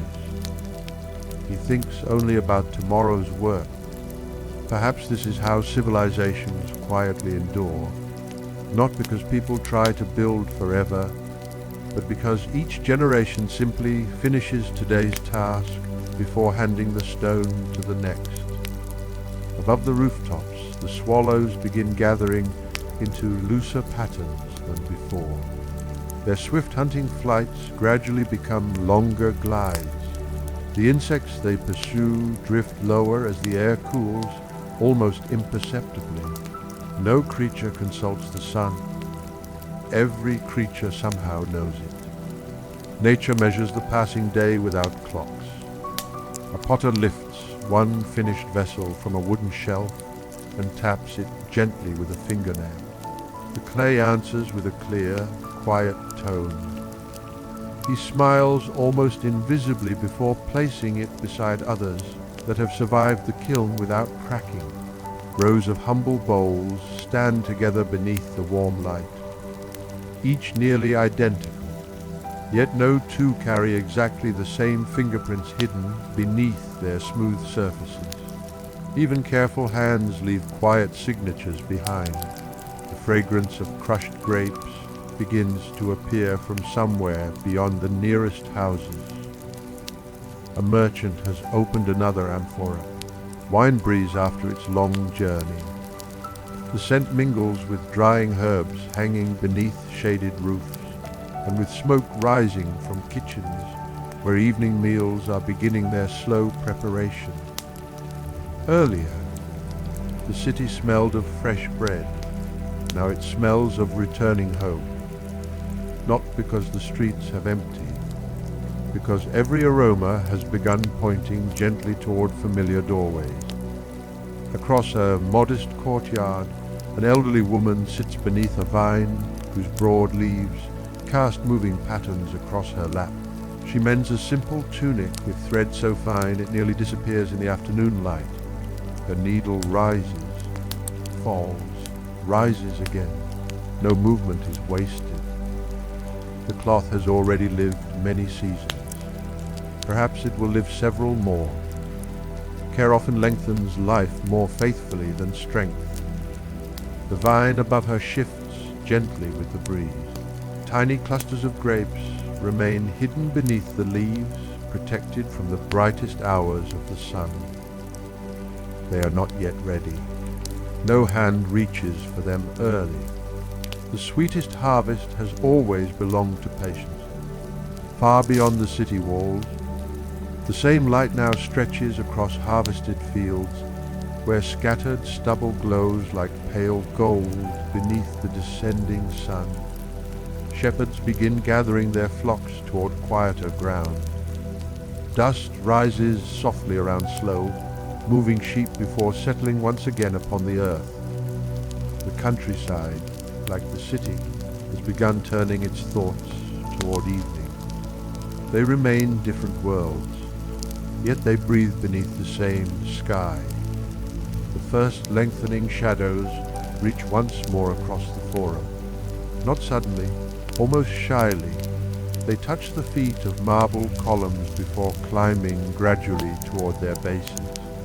A child notices one long shadow crossing the paving stones and steps carefully from one edge to the other as though crossing an invisible river. His laughter lasts only a moment. The shadow remains. Perhaps joy leaves traces no less lasting than stone.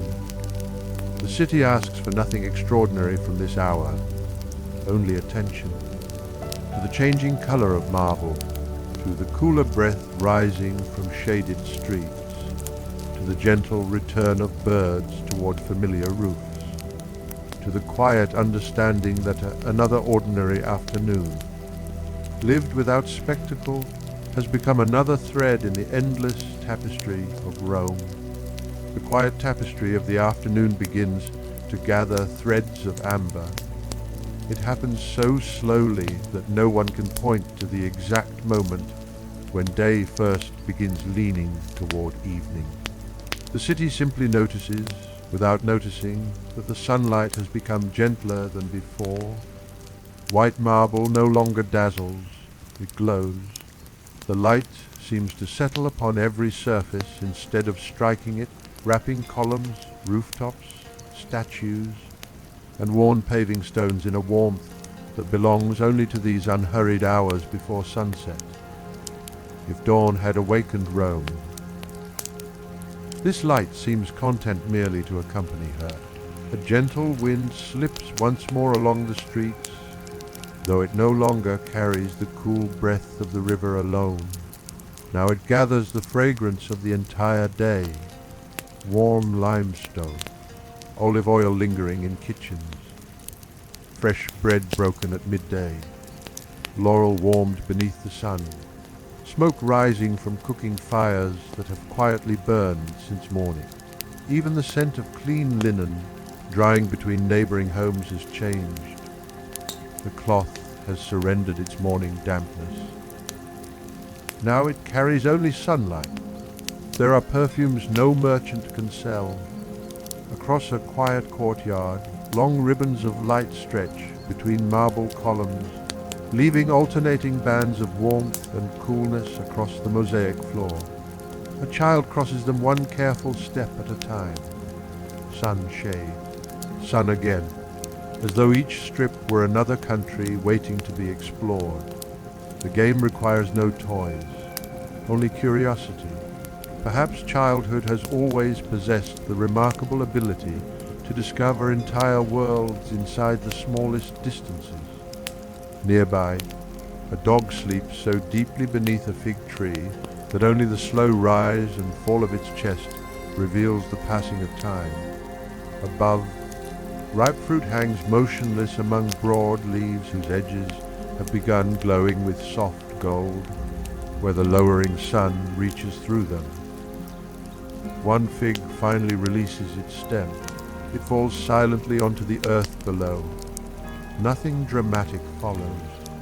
Only the quiet continuation of another season doing exactly what seasons have always done. The gardener notices. He bends slowly, lifting the fruit with both hands before placing it into a woven basket, already carrying others gathered throughout the afternoon. No harvest arrives in a single moment. It is built patiently, one fruit, one olive one grain, one careful hand at a time. Far beyond the city walls, vineyards shimmer beneath the same descending light. The rows appear almost endless from a distance, following the gentle folds of the land as though the hills themselves had learned to grow in measured lines. The breeze moves across them in slow waves. Each vine answers only when touched. Nothing moves before the wind arrives. Nothing continues after it has passed. The earth teaches acceptance without ever speaking. Within the forum, merchants have begun arranging their remaining goods differently. The careful symmetry of morning gives way to quieter preparation. Some baskets have grown lighter. Others stand nearly empty. Weights are returned to wooden boxes. Lengths of cloth are folded with practiced hand. A merchant brushes scattered grains into a small pile rather than allowing them to disappear between the paving stones. Even endings deserve care, not because tomorrow is uncertain, but because tomorrow is expected. Expectation itself becomes a kind of peace. Near the temple of Saturn, pigeons gather upon the broad stone steps where sunlight has warmed the marble throughout the day. They settle close together, feathers gently lifted by the breeze. From time to time, one bird rises, circles once above the forum, then returns almost exactly to the place it left. Home, perhaps, is not always where one remains. Sometimes it is simply the place one chooses again. The shadows continue their quiet work. They no longer stretch cautiously from the bases of columns. Now they travel confidently across open squares, climbing stairways, crossing mosaics, and touching the lower walls of temples that stood brilliantly illuminated only a few hours earlier. Light does not surrender reluctantly. It simply shares the city with shadow a little more generously. Along a narrow street leading toward the Subura, laughter spills briefly from an open doorway. A family has gathered before the evening meal. Someone tears another loaf into generous pieces. A child reaches too early. An older hand gently redirects it toward a bowl of olives instead.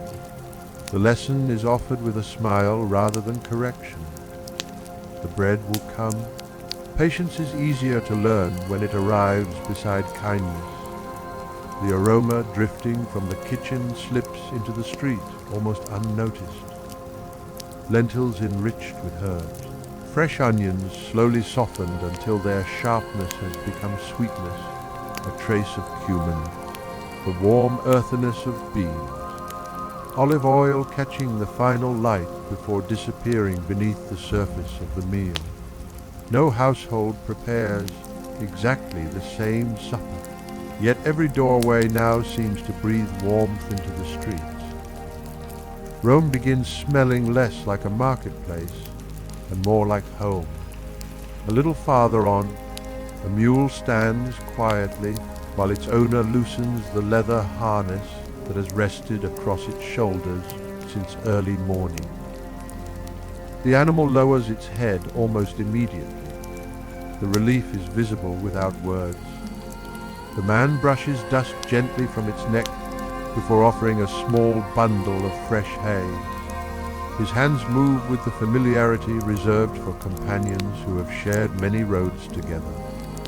Labor, too, creates friendships, not only among people. The first swifts have disappeared from the sky.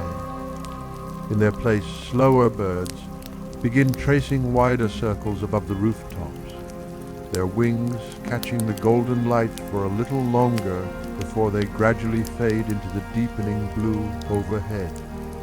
The sky itself has become layered now. Gold near the rooftops, soft amber above the hills, clear blue reaching higher still. Each color gives way to another without boundary. Nature has little interest in sharp divisions. Perhaps that is why evenings feel so peaceful. Nothing ends. Everything simply becomes something else. Beyond the Tiber, the western hills receive the sun more fully than the city now. Olive groves shimmer like quiet silver. The trunks of old trees cast long patient shadows across the earth. For a few brief moments, countryside and city seem to exchange places. The hills glow while Rome begins welcoming shade. Neither envies the other. Each receives the light when its own moment arrives. And beneath this slow turning of the heavens, another ordinary day continues dissolving gently into evening, leaving behind no spectacle, no triumph, no grand farewell. Only the quiet certainty that countless hearts, countless homes, countless stones, and countless living things have shared these hours together beneath the same patient sky. The patient sky continues its quiet turning above the 7 hills. No hand guides it, no voice announces the hour, yet every roof, every tree, every column, and every traveller begins responding to a change that is almost too gentle to see. The sunlight no longer falls across the city. It lingers. It rests upon marble as though reluctant to leave. The highest cornices still carry bright gold, while the lower streets have already welcomed the cool blue of approaching evening. For a little while, Rome belongs to both light and shadow equally. Perhaps there is no more peaceful moment in any day than the one in which neither asks to replace the other. The Tiber has changed as well. This morning it reflected the pale certainty of dawn. At midday it carried fragments of brilliant sky. Now the broad current gathers long ribbons of amber that drift upon its surface with every gentle movement of the water. The reflections do not remain still. They stretch, they narrow, they disappear beneath the wake of a slow, moving barge before quietly returning once more. Even the river seems to understand that beauty is happiest when it keeps moving. Along the embankment, ropes are loosened from wooden posts one final time before night. A boatman pushes gently against the shore with a long pole. The vessel slips almost silently into the current. No passengers cheer. No crowd gathers to watch. The departure belongs only to the river and to those who have spent enough evenings beside it to know that some journeys begin most peacefully when no one notices them. The breeze now carries cooler air from the water into the streets beyond. It passes beneath market awnings where only a handful of merchants remain. Wooden stalls begin folding inward. clay jars are covered. Scales return to their boxes. The square that greeted the morning with expectation now prepares itself for rest. Nothing appears abandoned, only completed. There is a quiet satisfaction in work that has reached its natural end. Perhaps fulfillment has always been gentler than celebration. Near the forum, one merchant gathers the final figs from his display into a shallow woven basket. A child who had admired them earlier passes once more beside the stall. Without speaking, the merchant places the smallest ripe fig into waiting hands. The child smiles, the merchant nods. The basket grows lighter by one fruit, yet somehow fuller. Generosity often leaves behind more than it gives away. The bronze surfaces scattered throughout the city have begun reflecting fire rather than sunlight, not because lamps have already been lit, because the lowering sun has become so warm that every polished surface seems to glow from within. Door knockers, water basins, helmet crests resting inside workshops, the fittings of wooden chests. Each carries a small fragment of evening before evening itself has fully arrived. Across a quiet courtyard, swallows surrender the rooftops to slower wings. Doves settle beneath familiar eaves. Their soft calls replace the sharp cries that filled the warmer hours. Somewhere higher still, a lone raven crosses the deepening sky toward the Capitoline. Its dark silhouette passes briefly through the last bright light before dissolving into growing blue. Every bird knows where night is waiting. Perhaps people spend much of life searching for what birds remember instinctively. Inside the homes lining narrow streets, the final preparations for the evening meal continue. Clay lids are lifted. Steam escapes slowly from earthen pots. Someone tears fragrant herbs into warm lentils at the last moment, so their scent remains bright. Fresh bread is placed upon the table while its crust still carries a little warmth from the oven. Water is poured. Wine is shared. Hands meet bowls before words begin. Outside, conversations gradually disappear behind closing doors. The city grows quieter, not because fewer people remain within it, but because more of them now belong to one another again. Near a modest shrine tucked into the corner of a neighborhood street, a passerby pauses for only a single breath. A small offering, a quiet gesture, no audience, no procession. The moment is so brief that another traveler scarcely notices it while continuing home. Yet such moments have quietly stitched themselves into the fabric of Roman life for generations.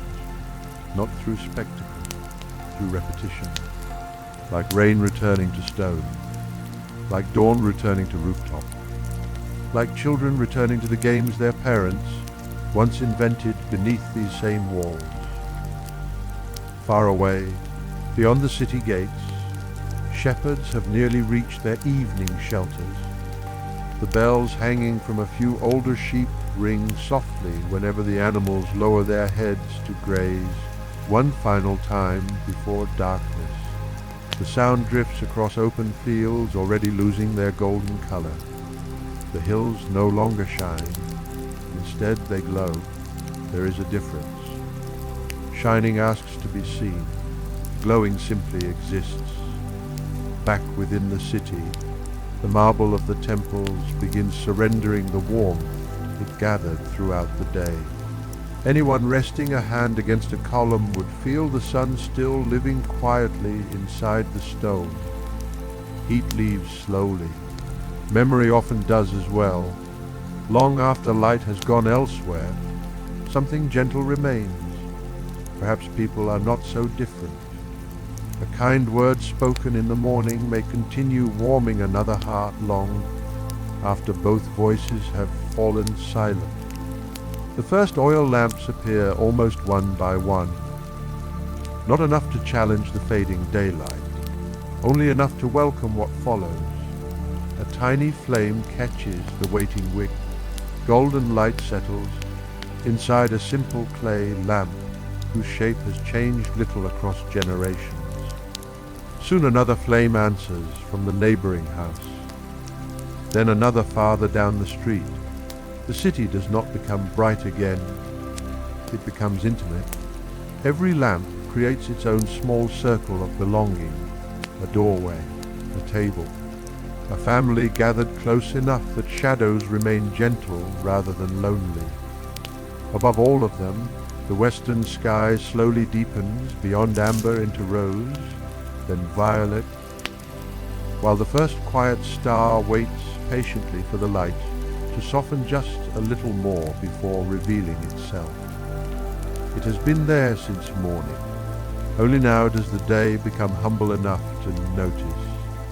The first evening star remains patiently above the western horizon, though it is no longer alone. One by one, smaller points of light begin emerging from the deepening blue, not appearing all at once, but revealing themselves with the same quiet confidence that has guided every hour of this day. Nothing rushes.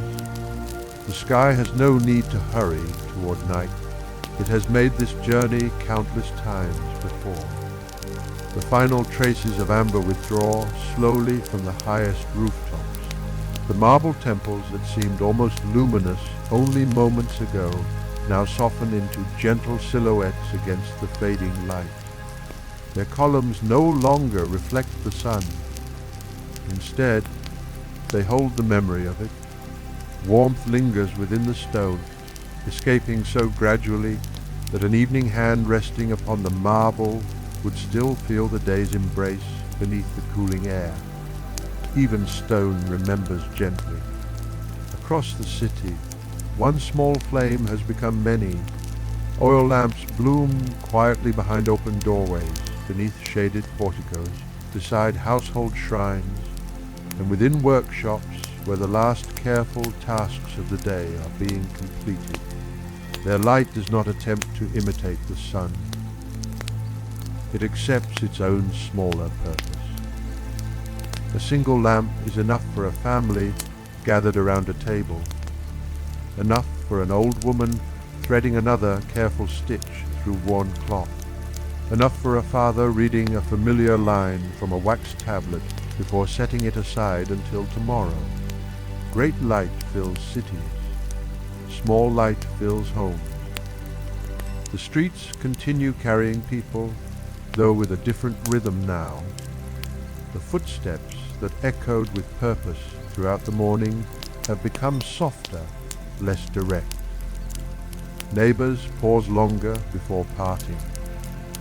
Conversations linger beside doorways. Someone laughs quietly from an upper window before closing the wooden shutters against the cooling night.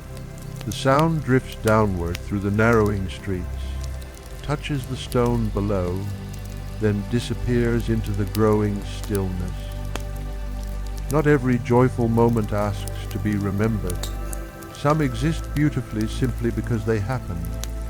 From the temple of Vesta, the sacred flame continues its patient watch. Outside, daylight has surrendered almost completely. Inside, the fire remains unchanged. Its quiet glow no longer competes with the sun. It accompanies the night instead. The hours change. The flame does not. Perhaps that is why people have always found comfort in small lights that endure while larger ones fade. Beyond the forum, the fountains continue speaking in exactly the same voice they used before dawn. Water neither celebrates sunrise nor mourns sunset. It simply continues its endless conversation with stone. A traveller passing through the square pauses beside one basin and drinks. The water is cooler now than it was during the afternoon. The marble rim beneath his hands has finally released nearly all the warmth. It gathered beneath the sun. Night changes even the simplest touch. A breeze wanders once more through the city. This time it carries fewer fragrances. The bread has already been shared. The herbs have disappeared into evening meals. The smoke from countless kitchens rises higher now, dissolving into the darkening sky, where it quietly becomes part of the night itself. In its place comes the clean scent of cooling stone, of damp earth beneath shaded gardens, of fig leaves no longer warmed by direct sunlight. The city exhales. Along the rooftops, cats begin their silent journeys across familiar tiles. They move with the certainty of creatures who know every narrow wall and hidden corner. Below them, families finish their meals. Wooden bowls are gathered. Clay cups are rinsed. One final loaf is wrapped carefully for tomorrow morning. Nothing is discarded carelessly. The coming dawn has already been welcomed in small, thoughtful ways. Near a quiet courtyard, an elderly man lifts his gaze toward the sky.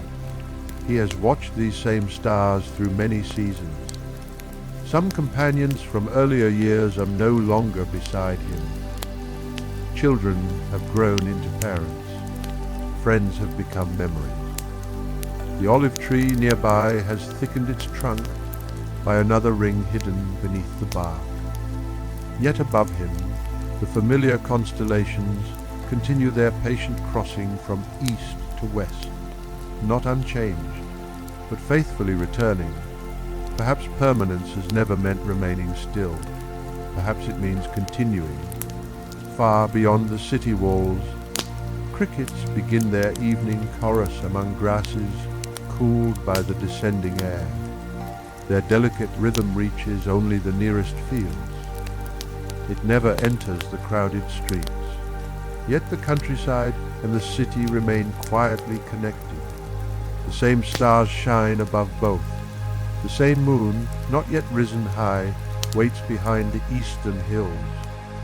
The same gentle darkness settles across vineyard, olive grove, temple, workshop, and humble home alike. Night rarely distinguishes between wealth and simplicity. It wraps every roof beneath the same sky. Within one modest house, a child begins drifting towards sleep before the evening stories have fully ended. The words grow softer, not because the storyteller grows tired, because dreams have already begun listening. Outside, another lamp is gently extinguished, then another, then another. The streets do not suddenly become dark, they simply become quieter. Light withdraws little by little, leaving only scattered circles of warmth floating gently within the vastness of the city. Seen from the surrounding hills, Rome now resembles a quiet constellation resting upon the earth, not silent, never entirely asleep, only breathing more slowly. Above it all, the stars continue multiplying until the heavens seem almost woven from light itself.